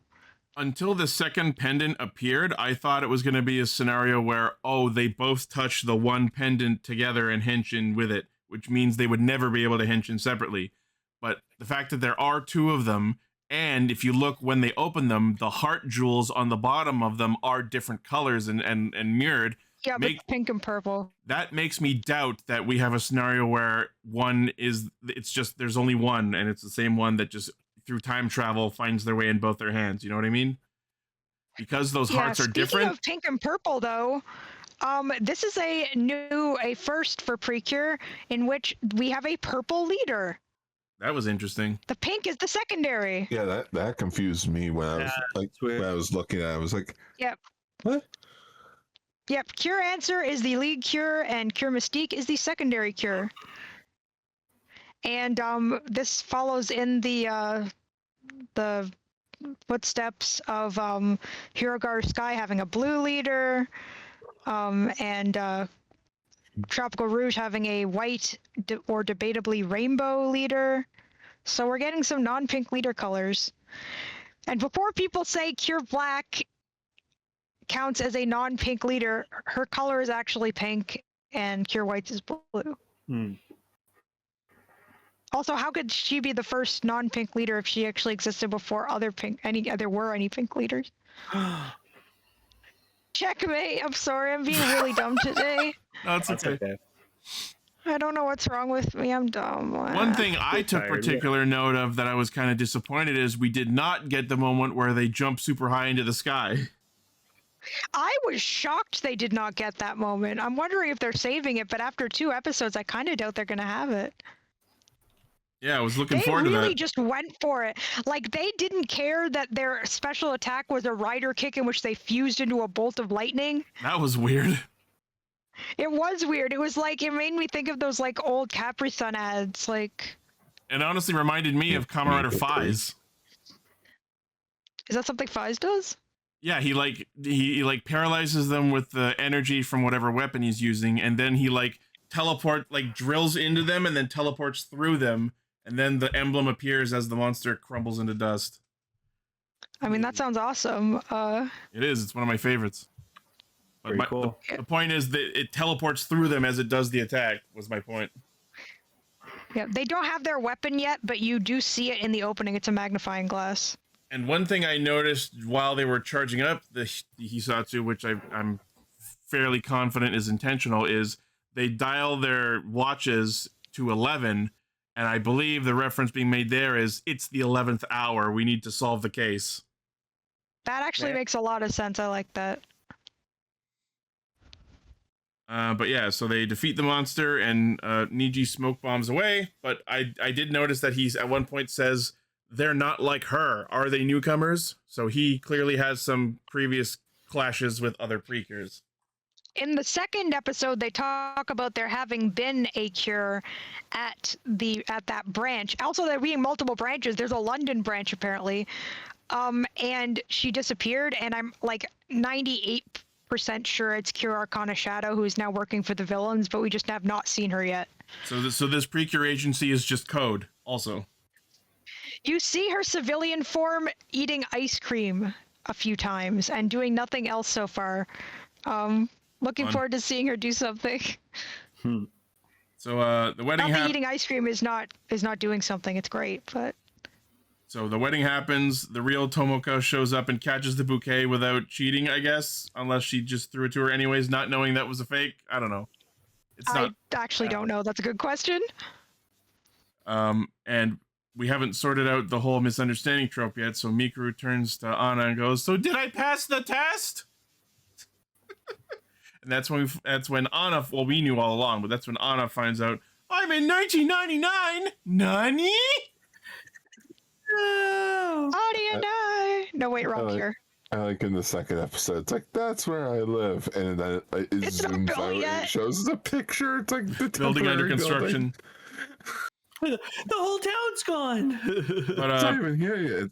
It's like Back to the Future. Before we go into episode 2, we did get to see the ending theme and dance, and as kicks so much butt. As tends to be the case, they put all of the budget into these because these are so well animated. Yep. I love Pochitan doing a little soft shoe. I don't know. Nothing still doesn't beat the Alamode ending. Which one, first or second? I'm guessing second. No, the first one. Oh, so putty. Sometimes that just comes back into my brain. Showtime. Yeah, no, the second ending is one of my favorite Precure songs of all time. Shooby-dooby-doo-up, sing along, put-up, presento, foo-foo-footing, ring a bell, boom-boom, I love pretty girl. Am I a pretty Yes, those are really the girl? lyrics. Crazy. So yeah, episode 2, they go into the Precure branch, which is apparently unlocked and mostly empty, except for the new character we meet in this episode, Jet Senpai. It's Miles per hour. I was gonna say he looks like Tails, and then you immediately said it first. Dang. I was gonna say he looks more like a gym leader from Pokemon. No, he looks like Tails, and I feel like I think I mentioned this. If this was dubbed, I could see him having Tails' voice actress. Which doesn't help that he's I could part too, quote but I unquote, think that his voice is a little more deep. and it doesn't help that he has a quote unquote animal form because he's actually a fairy who disguises himself as a human. He's also over 200 years old. Yeah, he's 222. Yeah, I thought it was cute that they call him like Jet Son, and he's like, no, come on. And it's like, okay, Jet Senpai. And it's like, that's better. Close enough. Yeah, like I was listening to his video, I'm like, he sounds familiar. And the only thing I've been watching is Chibi Godzilla Raids again. Is he from that? I look into it. Oh no, that's Gowon's VA. That's where I recognize him. Yeah. Like Gowon was Tegasword? Yuki Kaji. Damn, that guy's got vocal range. So yeah, apparently Jet is like the inventor, the scientist, the gadgeteer, the engineer, whatever you want to call it. The toy maker. Let's just call him what he is. The toy maker. Yeah. The gadget dude. But apparently he mentions a little bit later that he came from the London branch in order to close this office, which makes me wonder why he's been here making things and like storing his snack stash. Yeah, he's got a whole snack stash, which is like all chips and bags of stuff. And So he's me. well, it's because he's smart. So are you. Oh, well, thank you. I just meant more that he has a cupboard full of snacks. Well, that you have those things in both those things in common. You're both smart and have cupboards full of snacks. I guess. Yeah, so We solved it. yeah, we did. Woo. So yeah, I love the like exchange where it's like, all right, so the Pochi is a rare fairy who can't bring you back to your home time period until we get more Makoto jewels. You mean this? Ah, fuck! Then she absorbs it, and it just turns into a bottle. My first thought when that cup popped out of it was like, that's just the Crisis Cup from Sailor Moon. Oh my god, the Holy Grail. Oh yeah, And- they changed it to just being the Crisis Cup, didn't they? Except now it's just a bottle that they use to feed baby Pochi. Baby It was hungry. I love that it's like, oh, now that we've given them the jewel, I can finally go home. Nope, all we're doing is coming up with accessories and supplies to take care of the baby fairy. The baby fairy. So watch, they're gonna give them another Makoto jewel in an upcoming episode, and it's just gonna like drop a crib onto them. I can almost imagine that. I mean, it would probably make a bag, but he already is a bag. Yeah. We'll get a That'd be carrying cool. case for the case. Yeah, so Jet immediately is like, I don't acknowledge you as Precures, and Mikuru is like, I'll prove I'm a Precure! Except I can't because it's 5 o'clock and I have to go home now. I can't just transform to prove it, no. Like, take 2 minutes to show them that you can henshin. No, But the transformation sequence is too long. I did love her own thing where she's like, "It's my birthday party today. I gotta get back home." It's kind of funny that like Anna. I mean, obviously Anna wouldn't be well read enough to know about time travel super well, but you can kind of like explain that away of like, oh, we'll just aim it so that whenever you time travel, you will travel back to the morning of the day that you left. You know what I mean? So like yeah, I she's think like that would make sense. she's worrying about it as if the longer she stays here, the more days she's wasted when she goes back, which is not how time travel works, question mark? Depends on the universe. I mean, it's like in Doctor Who, essentially, when it's like, oh, look, we're back at the party. And one of the relatives is like, how long have they been gone for? It's like 6 months.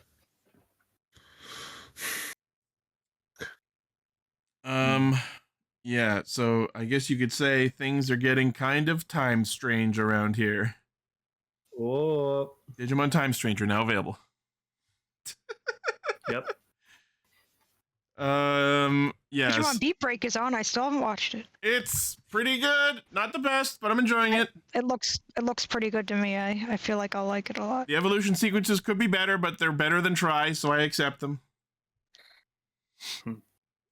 So yes, the next morning happens. Mikuru kicks the door in, and then they get yanked out by Pochi to a cake shop where we encounter our second mystery of the writer's lost pen. Yes. And I actually picked up on this mystery pretty immediately because they very clearly go, oh, there's no phone signal. No one can connect to the phone lines. Whatever. I'm bad at words. I'm sorry. It's okay. So then they discover that it was an quote unquote old lady who took the woman's pen. The second they find her, she zooms off, and it's kind of hilarious how she's just moving without like her legs moving Yeah, she visibly. just goes meow, like she's on wheels. Yeah. And then they corner them in a park, and the only person actually speaking on their phone, quote unquote, of course, is this high school girl who they immediately point out as the criminal, and it's revealed that it's just Niji again. Yep. Weird that they didn't have the Gyaru type member of the villain group be the Gyaru girl, but she's not introduced until the next episodes. I did notice there was a different general in the next episode preview, so it's kind of it's good that it won't. As much as I like Niji and his design, I do like Niji, yeah. it is good to see that it's not going to be him every single episode. Nope, there are 3 generals, Awesome. and not counting Arcana Shadow. Okay. I still don't know what her deal is. So Niji spawns another Haninda out of the pen, and it's kind of cool. It like spurts ink out of its brush, if that's what you want to call it, and it like poisons a tree in some way, but I don't think they explicitly say what it does. It's just weird and goopy. Yeah. They also have like this weird like pocket dimension, but thankfully it doesn't just change the entire environment this time. But that makes me wonder what the point of having it is. Yeah, and then I think at some point the monster was like firing machine guns in some way. there was like some sort of machine gun bullet spray attack. Yeah, it looked like it.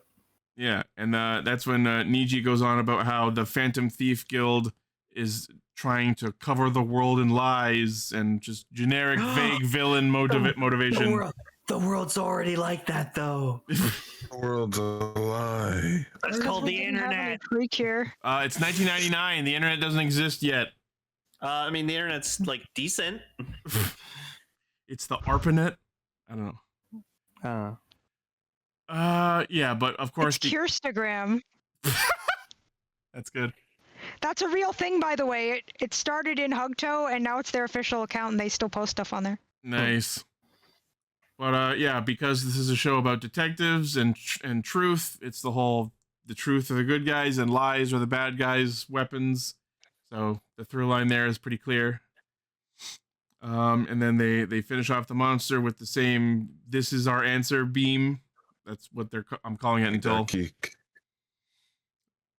Yeah, and then apparently in episode 4 is when they get their attacks with actual names. I haven't actually watched episode 4 yet. Oh, cool! You have to let us know. But yeah. So but not their weapon attacks, just attacks without them and actual names. I remember seeing that they had like little heart scepters in the opening, or in the those are their magnifying glasses. I don't know what they're actually called. Yeah, of course they are also magnifying glasses because detective. Yep. And like you said, Arcana Shadow and presumably Curie Claire, if toy leaks are to be believed, use that card staff instead. I really like that card staff. It's so they get the second Makoto jewel and feed it to Pochi, but instead of a new baby care accessory spawning, this time it just fixes the tree. Nothing else really happens. Yeah, I guess. Usually when they usually in these shows when you defeat a monster, anything they did just goes away. But apparently this one does it automatically. It didn't trigger until they fed Pochi the jewel. So if they decided to not feed Pochi the jewel, this tree is just gooped up until further notice. The mechanics are making less and less sense as we go. It's a tree of lies. I'm just thinking about it now. It's sort of like Lord Zed and how he used to make monsters like out of inanimate objects. Generally in Precure, that's how it is. I like it when they're made out of like people's emotions because it's interesting, but I want to turn this vacuum cleaner into a monster. Yeah. I love how you said vacuum cleaner because that's literally the first monster that was ever fought in the Precure series. Because that's the one thing that I remember from the first episode. Okay, so that was intentional. Yes. Sorry. So they go back to the agency. They get pre-kits. We saw a bit of it earlier. They got their pre-kits earlier, and apparently one of those things that included in the pre-kit were walkie-talkies that look just like Jet, the fairy form. I like that, and you can buy that. Of course. And then cute. They also get pre-kit books, which are apparently the mark of being approved as Meitante, as Precure and you detectives. can buy that. Of course. You're an Avenger now. What I'm curious about the toy version is we see them like put their names in the book to mark them as theirs. Yeah, with like it glowing and stuff. I don't know if the toys do that. I'm wondering if like maybe there's a slot for you to put in like a photo or something. I legitimately do not know. All I know is that it's quite similar to the journals from Hirugaru Sky. I wonder if that means that those did well. I want to go back and watch that one again. Hirugaru Sky is incredible. It's one of the only seasons where I actually went pretty in on merchandise. I have keychains of the entire cast. That in the first season, I want to get back to watching. Well, you could maybe, if you haven't seen the dub, you could watch that on Disney Plus if you have it. I could, but I'm one of those plebes of I'll watch it in its original source. And if I like it enough, then I'll watch the dub. Fair. That is fair. So that's the second episode, and it looks like the next episode is about cleaning up the agency, and that's where we see the first use of the different general. Yep, but the next episode is they go to IKEA. Not exactly, but also not exactly. Did IKEA exist in 1999? Yeah.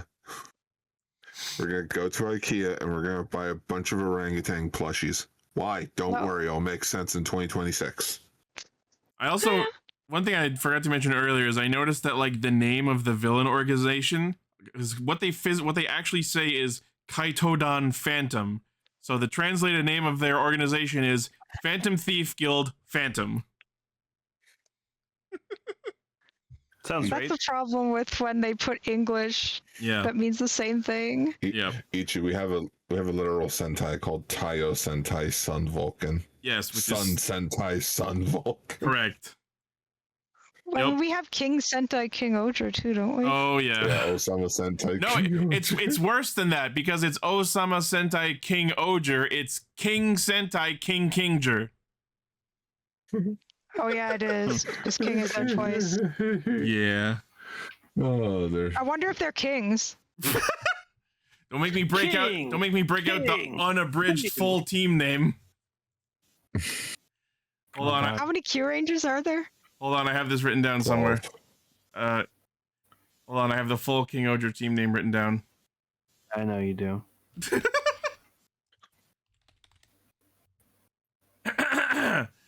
Go Okoku Kota Sama Jian Taisaku Yosen Ryaku Kyumei Butai. Zusho King Oger. That should have been the full name. Imagine them singing that in the intro.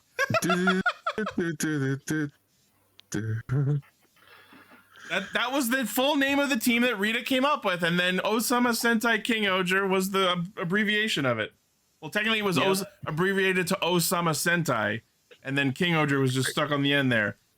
That's one of the few things I hated about King Oger, that the Zord and the team name was the same. We're the same, yeah.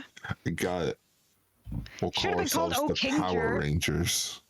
No, that's even dumber. I'm sorry, ignore that. I think the Megazord could have been called King Ojin. Oh, like Yeah. God King. Yeah. But Beetle Battle Base. Anyways, we're not here, as much as I want to, we're not here to talk about King Oger. Okay, so All right. closing thoughts on I these miss King two Oger. episodes. I'm rewatching it with Ali, so I'm getting to experience it again. First two episodes of the new Precure. I actually like it. In fact, I'll actually make a tab of it. Once it's done, I'll actually take the time and watch it all. Because I like the premise of it. It's not just, well, it is your generic, fight the monster and everyone will be happy. There's at least a stake in there of, I need to get back home. Yeah. And I guess since I'm stuck here for now, I might as well help. Yeah. It's always more interesting when shows have an objective they're pursuing rather than sitting around and fucking around until a monster shows up. Yeah, so it's like I like the characters so far. I think they're adorable. They all got good chemistry. So I'll definitely check out more later. Yeah, I like how a lot of mystery it has. I think it'll be interesting to see what like each mystery week to week is, and then like how solvable it is. You know what I mean? It's got it's got sort of a kid show energy where it's like, can you solve the mystery? Why was that the Wink Yahoo noise that he made? No. I think he was making a big comfy couch sound effect. Correct. The who made this big mess? Me? Me? I used to love the 10-second tidy so much. I guess I did, didn't I? Like there was an episode where it zooms in on Molly and it's like, Molly? Guess she did, didn't she? Molly was the smart one all along. Of course, Molly's a Muppet. This was no mouth. I always remember one thing from that show where it had Molly with a thought bubble over her head with just had like a slice of pizza in it, and I remember that just killed me when I was a kid for some reason. Like I thought it was the funniest thing ever. That needs to be on a shirt. She's like me, for real, for real. I think about pizza. And it would make a sound effect when it showed it would go like boop, or it would show like the little man. Remember all of that? Remember Ranger Bedhead, Snickle Fritz the cat, the Dust Bunnies. The fucking song. The song that played every time the Dust Bunnies were on screen was such a banger. I know exactly the song you're talking about, and also the clock stretch thing. I used to think that like I used to try to do that and like failed miserably. Alright, I'll let you guys talk about your superhero power winged mask ride as I'm gonna go to... I'll see you all next week as we enter a what if. Bye, Gar. Vigar, take care. I did take notes and everything for all the episodes, but I'm tired and I have to wake up early tomorrow. That's okay, Emily. Thank you so much for everything. No problem. I don't know why I'm singing. That's fine. All right. Have a good night, Emily. Good night. Take care. Bye. Bye. All right. Just you and me now. I'm on it. Good morning,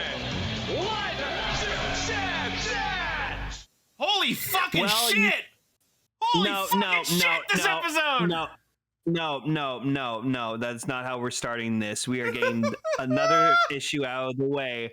Y'all can go shut the fuck up now. Oh. We have now gotten the official reveal of Zero. And, gee, something's interesting about him. It's like, oh, look. He's not a fucking cat. Thank fucking God. Fucking put the rage baiting is over. Yeah, no more of those cat jokes, motherfuckers. Have you ever heard of a skin suit? No, it's like they got the voice actor for Zero. Several and just people are made him typing the actual character. Yeah, right. He's wearing a mech suit. Everyone is now it's gonna be the reverse where you're all in fucking denial. I'm like, no, he's a cat. The copium huffing has begun. But I really hope that he fucking takes out a driver at some point. I need him to be a rider, even if it's for like one episode. He's got to. We still have so much of the show left. It's gonna happen. It has to. Because the only reason I think he could be at least either a writer or a writer-like is because he is Agent Zero, and all of the agents of Code have transformed into something. Exactly. He'll be like Lord Zero or Lord Code or something. I don't care. But just give him some kind of driver. Here's the thing. Because let's remember, the Lord Invoker specifically is something Decode designed and came up with. So for Zero to have one doesn't make sense. So I think it will be Zero Knight. That'd be cool. Just make it a plate that you put over the Zets driver and just make it easy. But I want it. Anyways, yeah, what a banger episode. Holy fucking shit. Code agents are dropping left and right because Odaka is dead.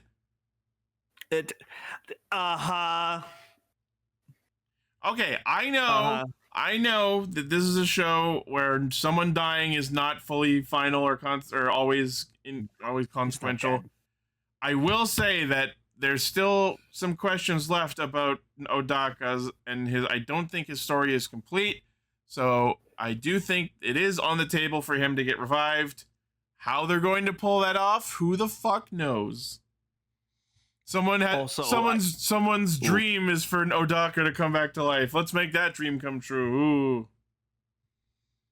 Yeah, I saw it happen. I'm just like, he's fine. He's just sleeping. Yeah, he's fine. But holy fucking shit, Catastrophic is a goddamn monster, and we can't even call it a berserker form like we would in any other show, because this is not him losing control. This is him willingly giving in to destructive impulse. He's just pissed off. Yeah, no, he's pissed off. God, that fucking Hisatz with like the capsum buster, or the hell it's called. It's called the triple Zetzer, aka the fucking fuel rod gun from Halo. Just fucking like shoved the neighbor to the fucking ground and just fucking point blanked it on him and just sent him fucking flying across through a bunch of billows. I was like, holy shit. That was later in the episode, but yeah. No, I know. Like, I just wanted to like make big note of that because it was fucking sick. I thought it was kind of weird in terms of like thematic design that the form that is big fucking muscles guy just like pulled out a gun. You know what I mean? Yeah. Catastrophe should be dominating his foes with his physical strength. Pulling out a gun seems weird. I expected that to be the weapon Orderm uses. Yeah.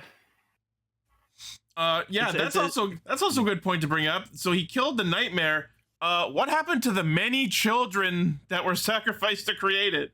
Did they come back? Fine. They're fine. I don't know that they are. Yeah.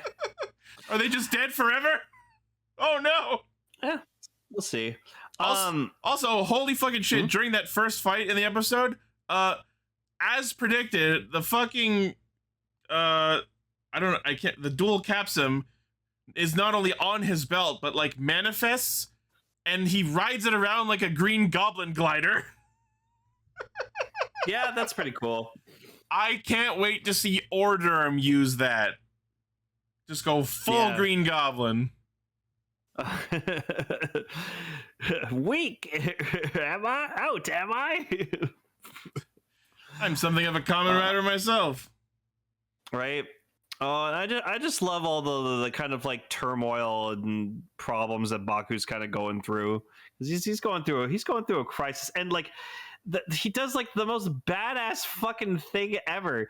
He destroys his subconscious. Yeah, so it's a bit later in the episode, but we can talk about that in general because I think this is the most fascinating narrative choice Kamen Rider has done in a long time. We have a protagonist who has gone and decided, okay, me refusing to kill in order to uphold world peace has now demonstrably caused problems and disasters.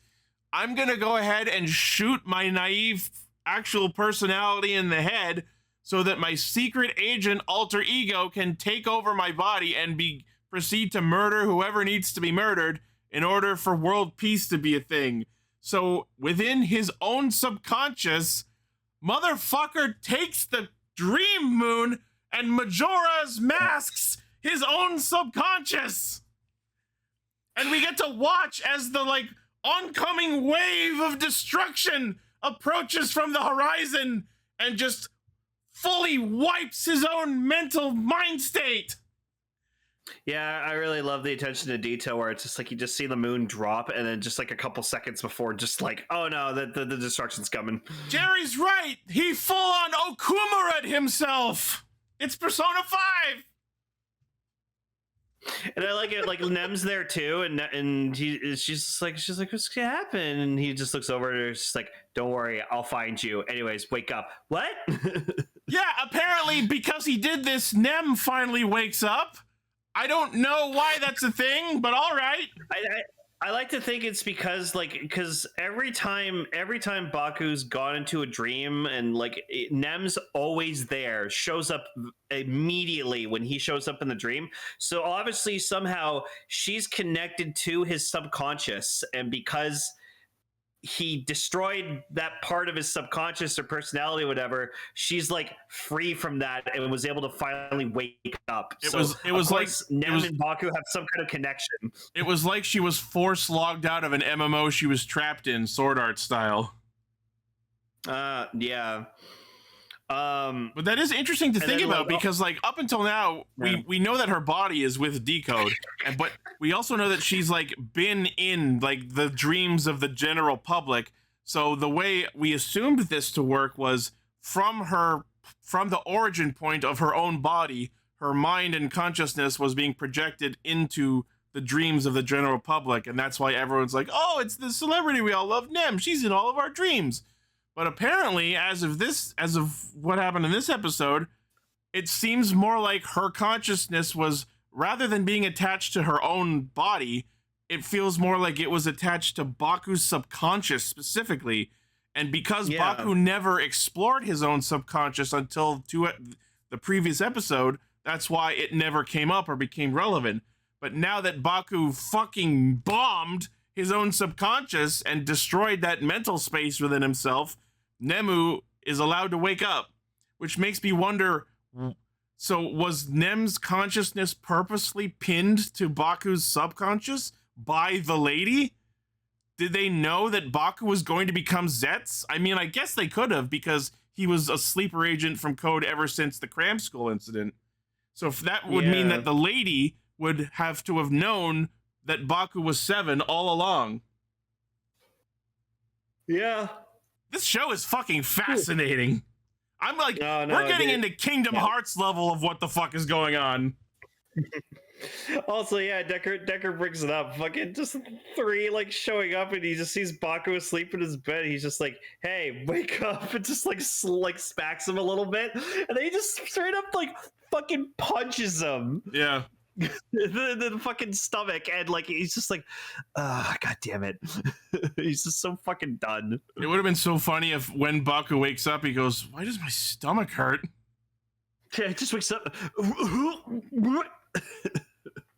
It's also kind of like dense and stupid of 3 to like think that would work, because clearly he's like locked within himself right now, and obviously if no one else was able to wake him up, who the fuck are you to think that you can do any different? Well, it's because he needs Baku to do shit, and he's doing shit. But clearly poking him in the IRL isn't gonna do anything at this point. So then, of course, his sister like decides to like go find like his therapist that he's been talking to, and obviously it's like the lady, and so she like sits down with him and it's like, "Oh, so like what's Baku been talking about?" And she's like, "Oh, I can't tell you that because it's confidential, even with family."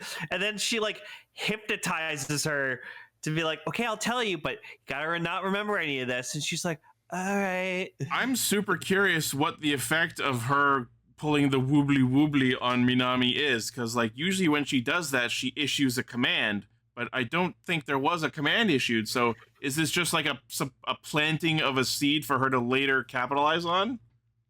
Maybe, and it was also just kind of a way of her explaining like exposition to us watching. What I'm thinking it might be is I'm gonna hypnotize you, then explain everything to you so I can get more information out of you, and then once this conversation's done, you will forget everything I've told you.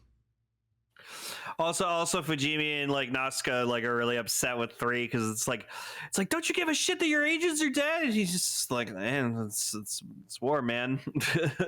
And yeah, Nazca's understandably pissed off because her best friend is dead. Also, yes, 3 reveals what code means. It stands for Confidential Organized Defensive Establishment. Why is everyone treating this like this is new information? Those words were in the code logo all along. So they were.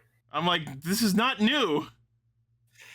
Yeah, but it's small. I didn't notice it. But anyways, that's cool. Yeah, we can't read. And apparently code was like, it's not like, oh, they're secretly dream people or whatever the fuck. Code was apparently formed by collaborative world intelligence agencies who then somehow gained access to the dream world.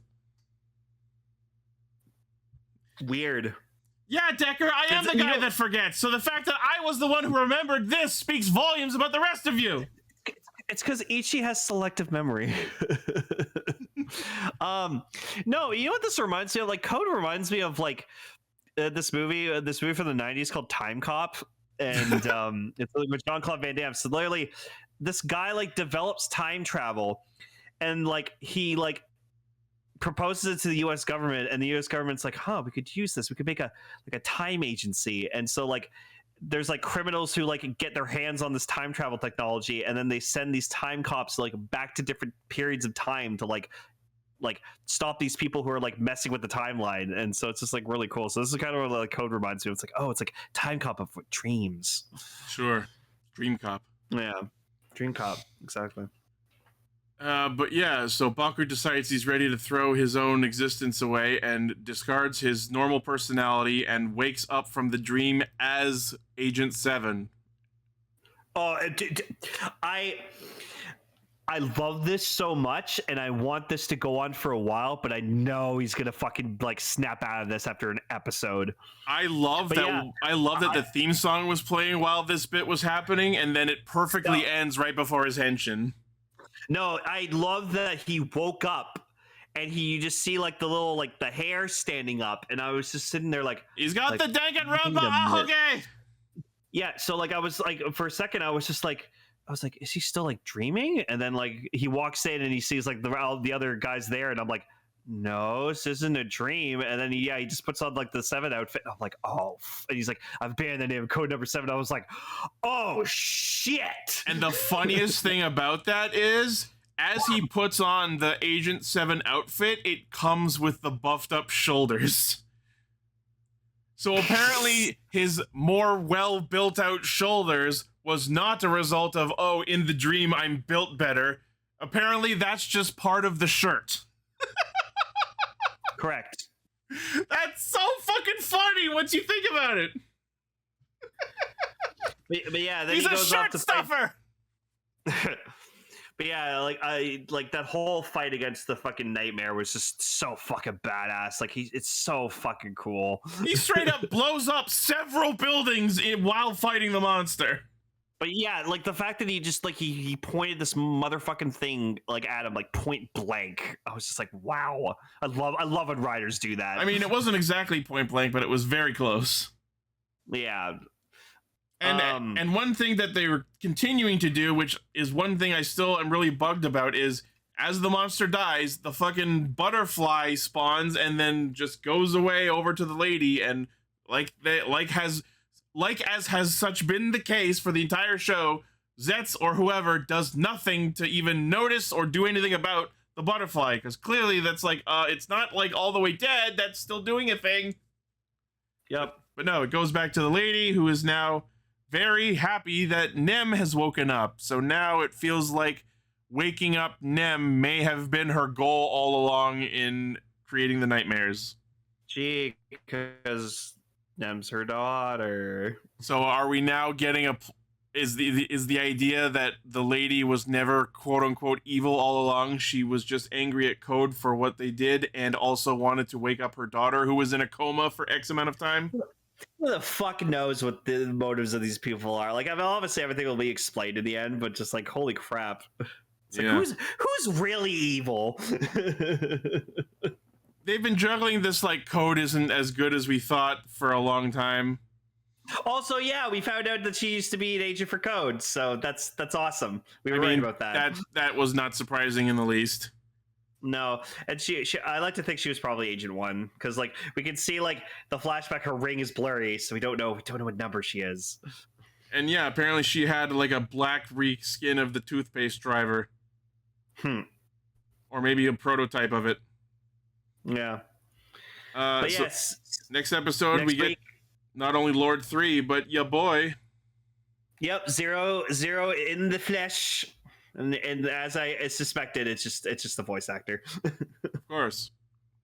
Yeah, which is good. So we'll get to here. And he has code soldiers, coders. Coders. They look cool. They also look dead. Yeah. These are agents 1 and 2.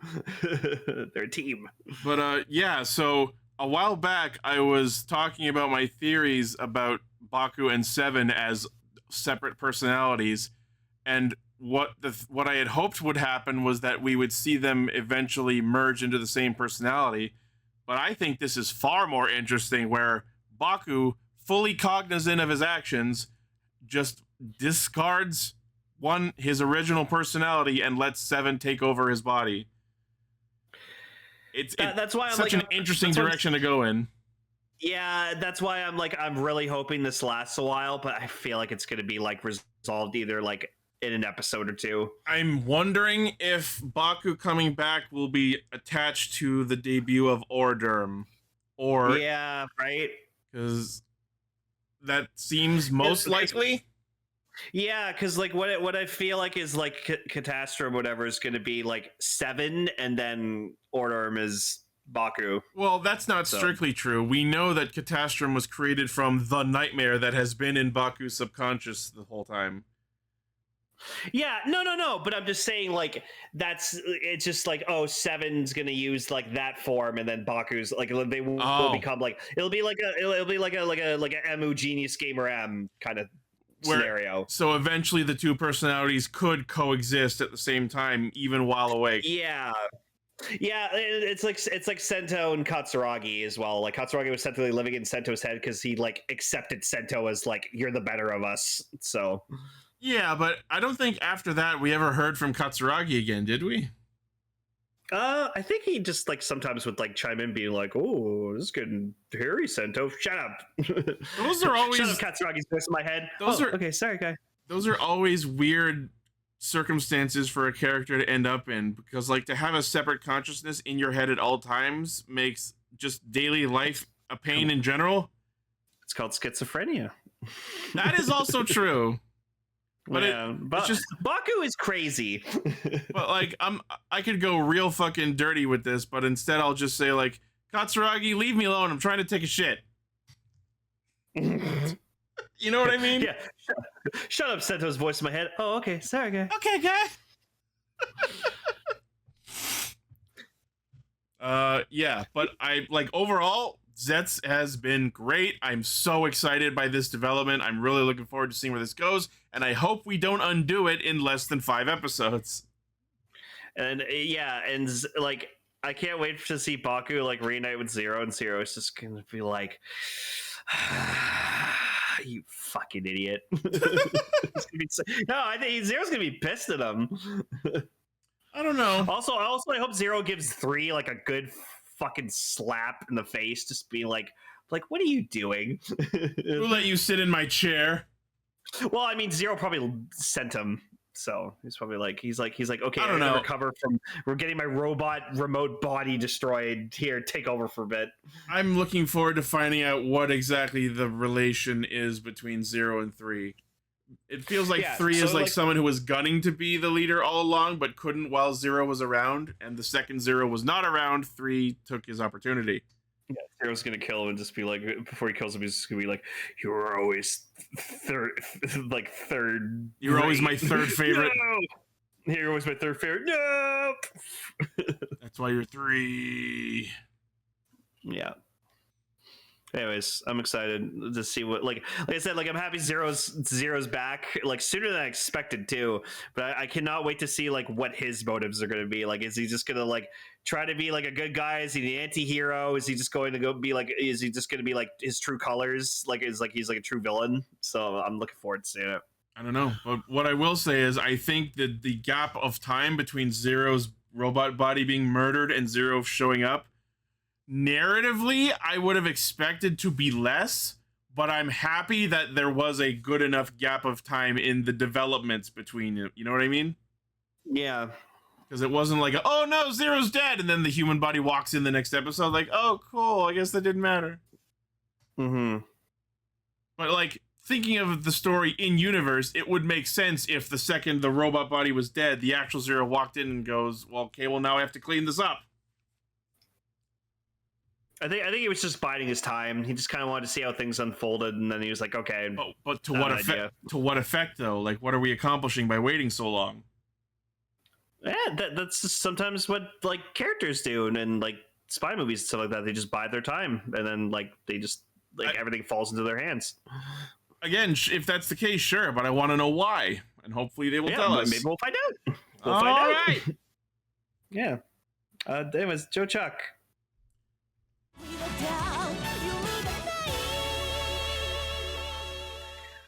So I'll admit, I watched this very early this morning, like 7 in the morning, because like my brain just woke up at that time, and I'm like extremely exhausted from like a long day today. So I will do my best to like chime in on what I remember, but like a lot of this episode was a blur for me. Which is surprising, given this was the episode where both of our favorite debuted. I know, it's just this week has been so long for me, like for work and stuff like that. I'm just like mentally tapped out. But I did like a lot of stuff with like Setsuna's his name, right? Yes. Yeah, Setsuna. So I kind of like that, like his origin was like because like nobody to jump ahead, but just like I kind of like the description of his character where like, so he's like an artificial human, and like he was made like with like as like an kind of like a soldier for like a vast army. So yes, we have confirmation that he is in fact an android. He is a robot. He was not like a test tube baby, quote unquote. Yeah. He is a mass-produced android soldier. Yeah, and he was and like basically he fulfilled his purpose in a way, and they just like kind of like how dare you, and like he just got kind of like thrown away, but then like someone like found like a purpose for him, and then eventually like that led to him like inheriting the name of Gavan. And it's safe to say the person who helped him find that purpose is the Wild Force princess looking woman in his flashback. Mm-hmm. I can tell Reiji's already going to be like a very big influence for this guy, because I love their dynamic where like his first like initial reaction to him is just like handcuffing him immediately. And then he slips out of it. And he slips out of it because he's like, oh, also just your bullshit. Before we go too much further, just to comment on Setsuna's origin story about, so the way that he explains this is he was a mass-produced android meant for combat and whatever, but apparently he is an outdated model. He was replaced by a new model. This is Connor. This is just Connor from Detroit. Reggie, wake up! It's me, Setsuna. He's going to give the monster 28 slash wounds. The Gavan sent by Cyberlight. He's the Gavan Bushido sent by the Galactic Space Police Federation.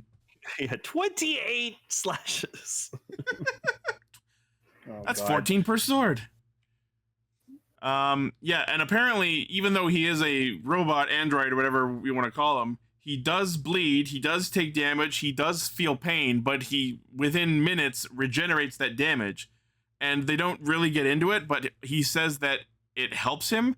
And I think what we can immediately put together is the knowledge that he can bleed and feel pain will better motivate him to fight better in order to avoid taking that damage. Yeah. They're made by aliens. Yeah. Yeah. Yes. So sorry, what were you saying? What was the next thing you were going on?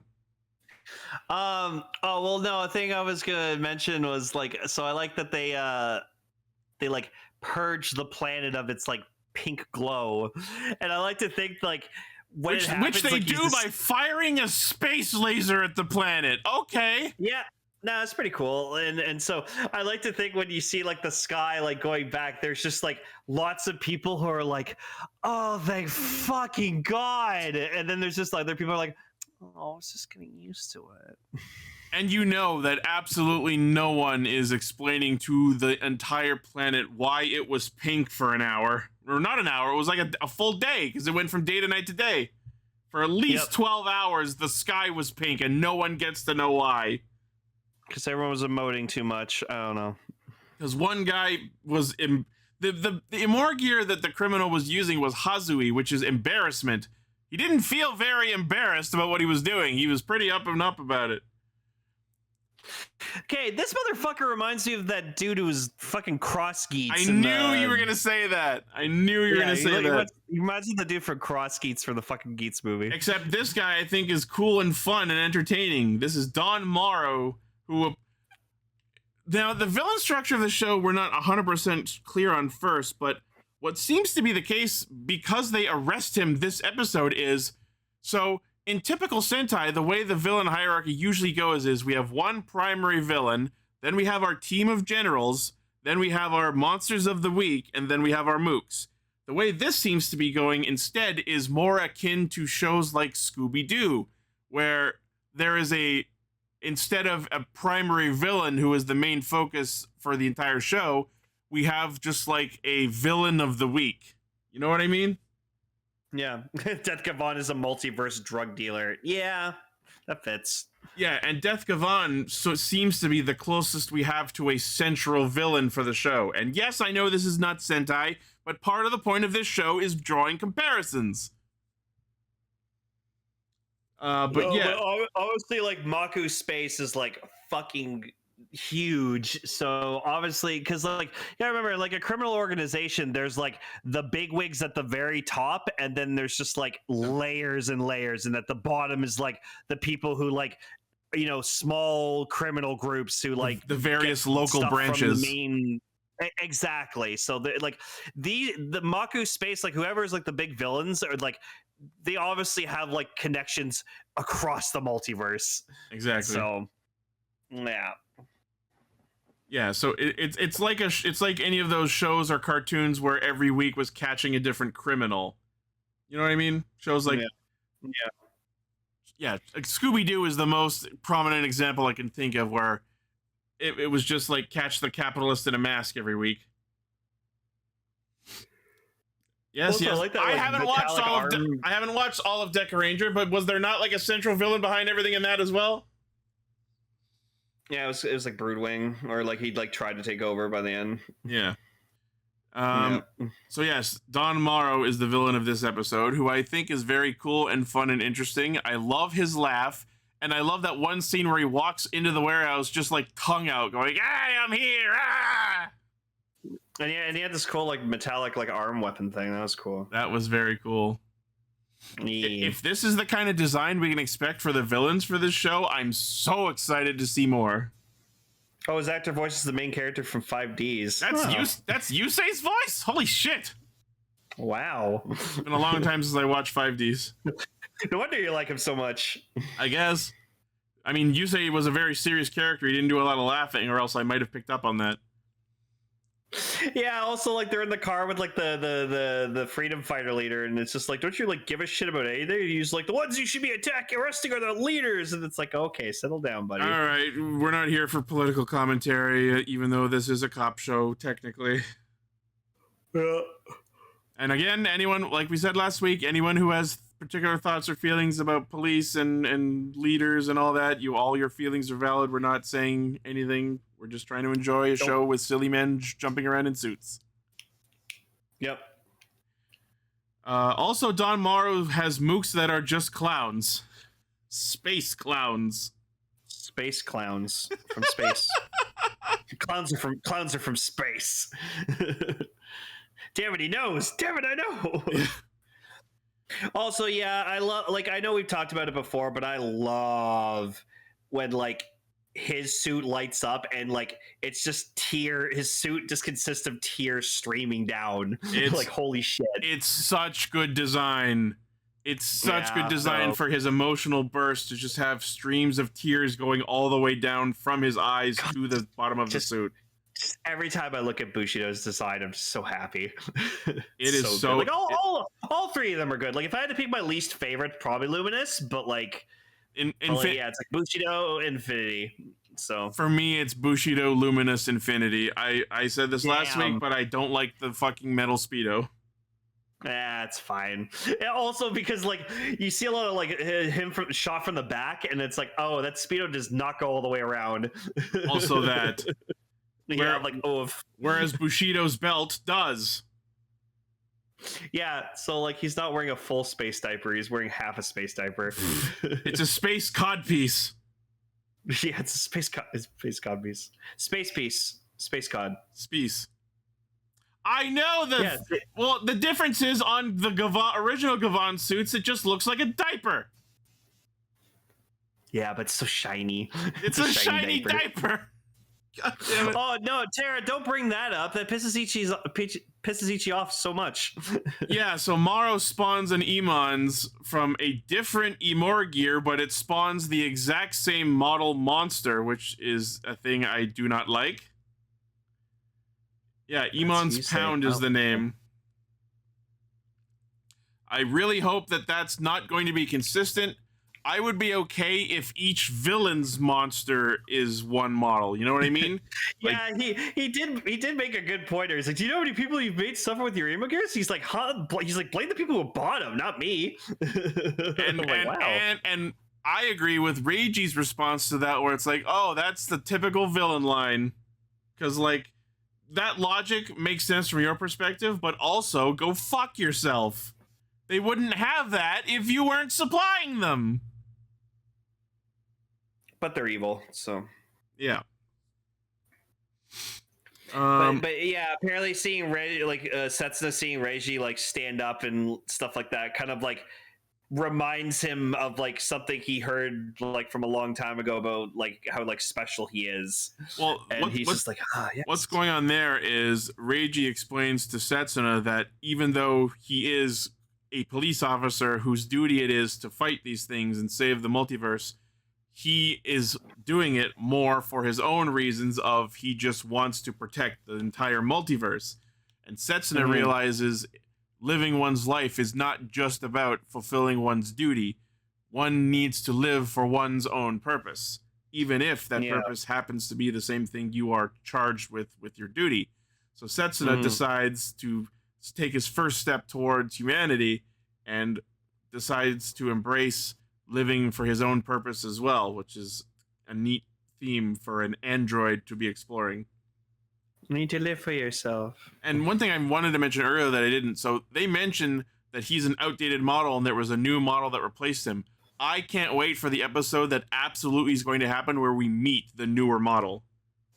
And then he's gonna trump the newer model because he's like, I feel stuff and like you don't. Yeah, and so it makes me superior. And yeah, I don't know the like language term for it, but Setsuna speaks in a more traditional dialect where he, of course, because he is Gavan Bushido, comes off speaking like a samurai. Except for he doesn't do like the whole like degozaru stuff. Well, there's different dialects and different language types. That's true. But so we get the transformation of Gavan Bushido and that's the good shit. He does like a wizard. He does like a wizard type of henshin pose because he has like the arm out. Oh yeah. So I was like very fitting. And we get to see the stock henshin as they do the let's see that process one more time. Check. It is an interesting choice that like when the first time he henshins during that scene, the moment where he pulls the trigger is off camera. Because like we cut to him and he's about to do it, and then we cut to Reiji and you hear the trigger being pulled, and then we cut back to Setsuna and he's already like doing his pose. But yeah, we get to see the Gavan Bushido stock henshin, and it is good. I like it. Yep. This is some good shit. That helmet, dude. That fucking helmet. Oh, I love it. Oh yeah. So good. And then he like summons his like Gavarian blades, and I'm like, fuck. It's interesting that the badge apparently spawns the Gavarian blade, and then I guess this is an ability of Bushido specifically, where he just like out of nowhere unscissors it into a second blade out. He pulls a fucking Rinsler. Kinda. Yeah, because Rinsler can turn his identity disc into two. So yes, we get to see Gavan Bushido fight with his dual sword style, or for any Final Fantasy 14 players out there, he fights like a viper. That term. Yeah, and, I love that term. And that's not even like a translation thing. She actually says Gavibe. It's also a lyric in the opening. I love it. It's like freaking. It's like hashtag nice vice. that feels like the equivalent. Well. Oh man! So Don Morrow spawns a second portal to the Makuu Space, and then the Gavarian just flies in. Yeah, and then okay, like see now that we're talking about the episode, like my memories, like kind of like remembering stuff better. So then they decide like, oh, we need to like transform it into the mech. And then what they need is like approval from like the upper brass to like approve the change. And it's so cool. I kind of like that. I actually do like that. That is a thing in like other mecha shows, like anime and such, where the mecha is something that is of like a government or a police force or some sort of military organization where like you need approval to transform. That's a very fun and prominent gimmick in a lot of mecha shows. Yeah, and I'm glad to see it here. I like the other two characters were just like, whoa, what the fuck's going on? Your upper brass is getting involved. Oh yeah, Wanipat. Yep. And they're like, oh, we better be ready in case they need us. All right, Bulk and Skull. I know, I love its Momotaros. Yeah, and so cool. One of the officers who approved it is the voice of the Changer. Oh, cool. I didn't notice that. I've never seen what he looks like, so now cool. What I'm wondering, I really, really hope we get at some point during this show is an episode where they need to transform into the assault formation, but not everyone approves for a reason, or not everyone is present to approve. Yeah. Maybe it's a case of one of those officers gets kidnapped and they have to rescue them. That would be fun. Oh, yeah. But yeah, so they immediately get approval, and then we get to see the transformation into Cosmo Gavarian GCR, and oh my god! As much as I'm not a huge fan of the gunship Zord in terms of its specific design, the sequence of it transforming into its assault formation is fucking awesome. Oh, yeah. It's I fucking massive. I love that song that plays, too. That's why I'm glad the toy does it. It's like you get to see every part of it like detach and then shift around, and it's like slow and weighty, and you can see fine ornate details as it zooms across different parts of it, and it feels like watching something huge transform in the sky above you. It's so cool. I just like the area they were fighting too. Like you could tell like a lot of it was like actual like practical, and it was really cool. Yeah, it is like Star Wars. The Makuu Space they were in felt like I was watching the final battle in Kingdom Hearts 2. It looked like the world that never was. Well, yeah, no, then Tara's saying like the Death Star because it's kind of like the trench. Or alternatively, like one of the gummy missions from again Kingdom Hearts. It felt like we were doing like a gummy ship battle. Yeah, cool. And unsurprisingly, the Gavan suits themselves act as space suits because they're able to even when they're not in the Gavarian, they can just fight. So this show, I don't know how consistent of a thing this is going to be, but what we get in this episode is Infinity pilots the Gavarian to go after the Makuu like base, whereas Bushido, starting from on top of the nose of the ship, focuses on fighting the Emons. Now, it's very cool that we are getting both of those, which is a thing Gozyuger did a lot, where there were Ranger versus monster fights, but also Zord versus giant monster fights at the same time. But one thing I hope that they fix in future episodes is I didn't like how rapidly we were switching back and forth between Bushido fighting and the Gavarian running through the base. It was very, very fast. There was not more than 2 or 3 seconds between swaps, and it was really distracting, and I couldn't focus on anything happening in general. Oh. You know what I mean? Yeah. But yes, the both fights are very cool. We get GCR like running through some giant hallway in the base where it's dodging lasers. It like jumps through a closing door, but then smashes through the next one. So now I'm like, if you could do that, why did you need to jump through the other one? Just for the sake of stunt. Cool looking. It's for the sake of stunts, so I'll let it slide. But I just wanted to point that out. And then it like finds the core and then just rips it out, which is cool. And then we see Bushido use the Gavarian blade burst to finish off the monster, which was very cool. And I love just to put the perfect cherry on top of the sundae that is his samurai motif. The way he puts his swords away is so on brand. It looks like properly sheathing a katana because the second sword disappears into the first one. Yep. Now that's some good polish. Oh, look at that mech. It's so fucking cool. Now, another part that I thought was odd was as they're escaping the Makuu space, the Gavarian transforms back into its ship form in order to travel for a grand total of maybe 1 or 2 seconds, and then it switches back to the robot form in order to grab Bushido and Maro and hop out of the Makuu space. Like, is the robot form not capable of fast travel? Probably no. That's why it turns into a spaceship. I guess. Yeah. No. I understand. But like that. we saw it have like jet bursts from its feet when it was dashing through the hallway, so it feels like it can travel. Yeah, but that doesn't mean it could have like a hyperspace engine. Like that's why it has a ship mode. So.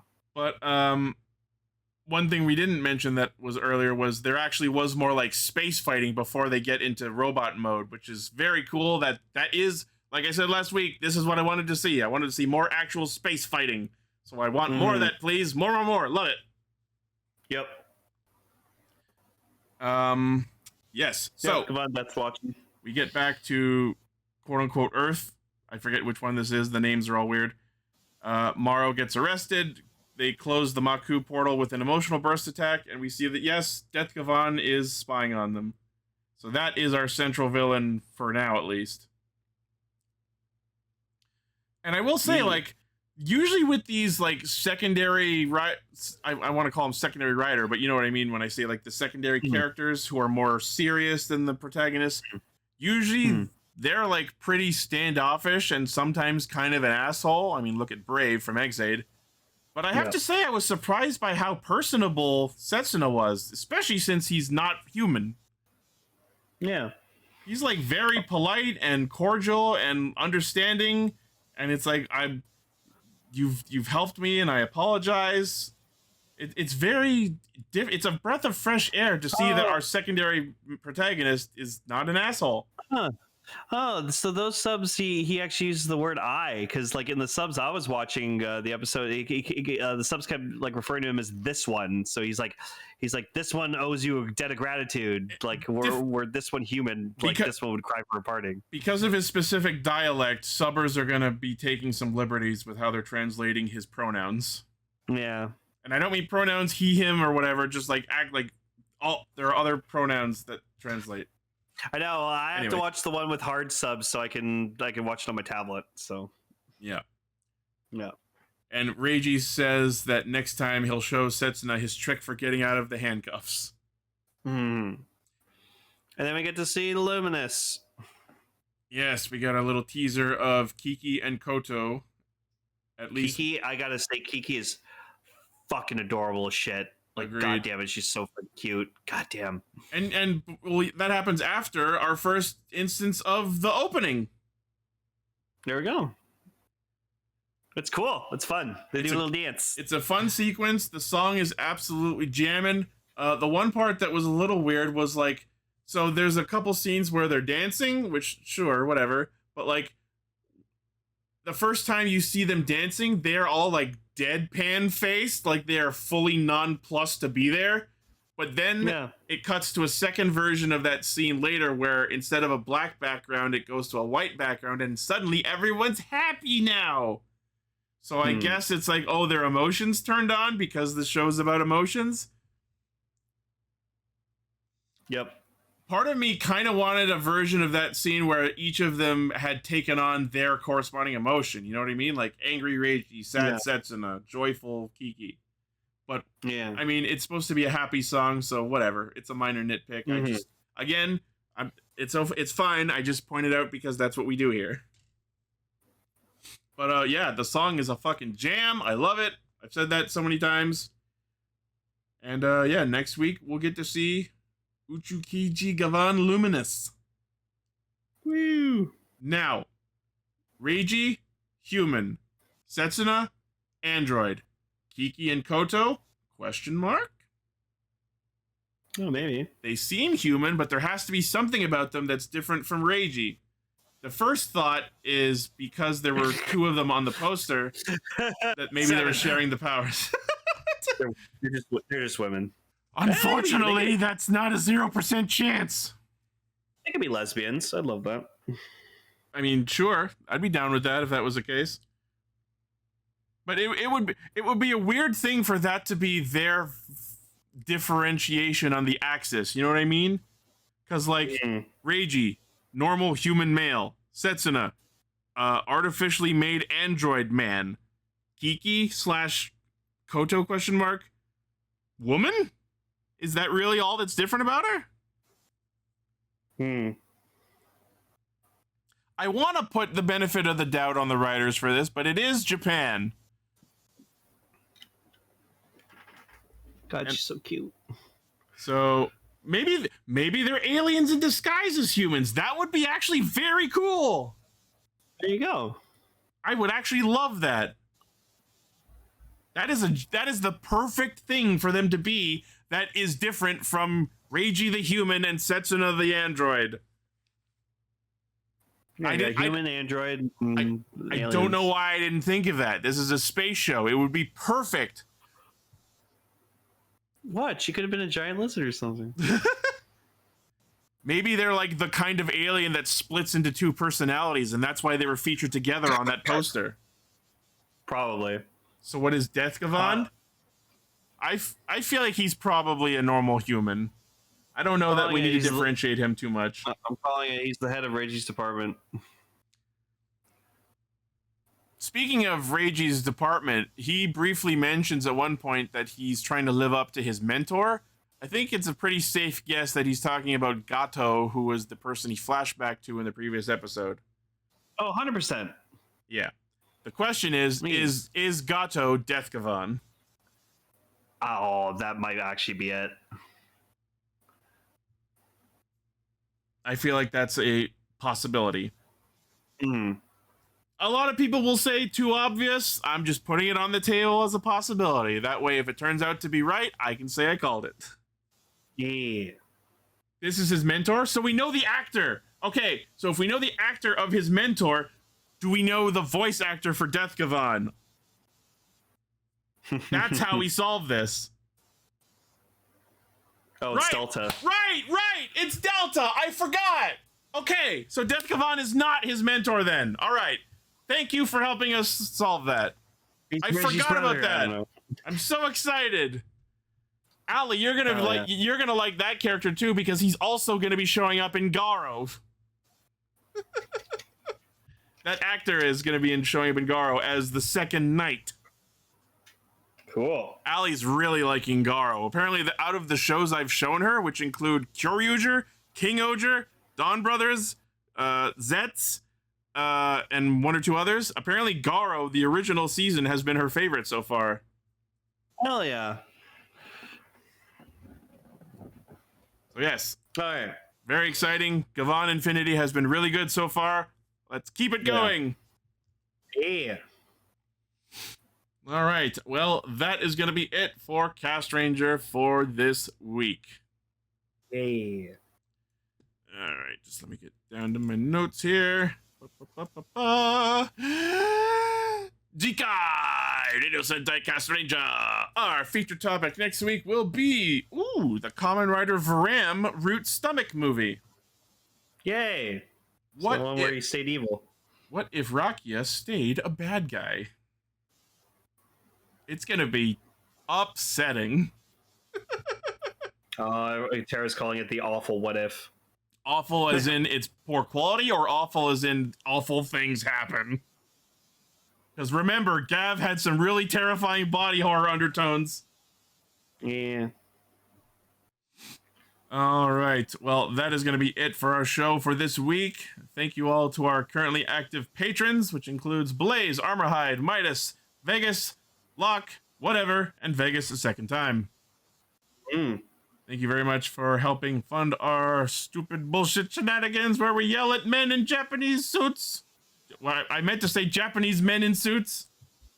It's late and I'm tired. I'm also tired. Thank you all for everyone who hung out. Thank you all to everyone watching the finished episodes.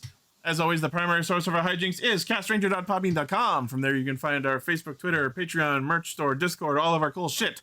Let us know what you thought about these episodes in the comments. Let us know what you would like us to talk about in the future. Thank you for listening, watching, liking, favoriting, sharing, subscribing, hitting the bell, and being awesome. And we will see you next week.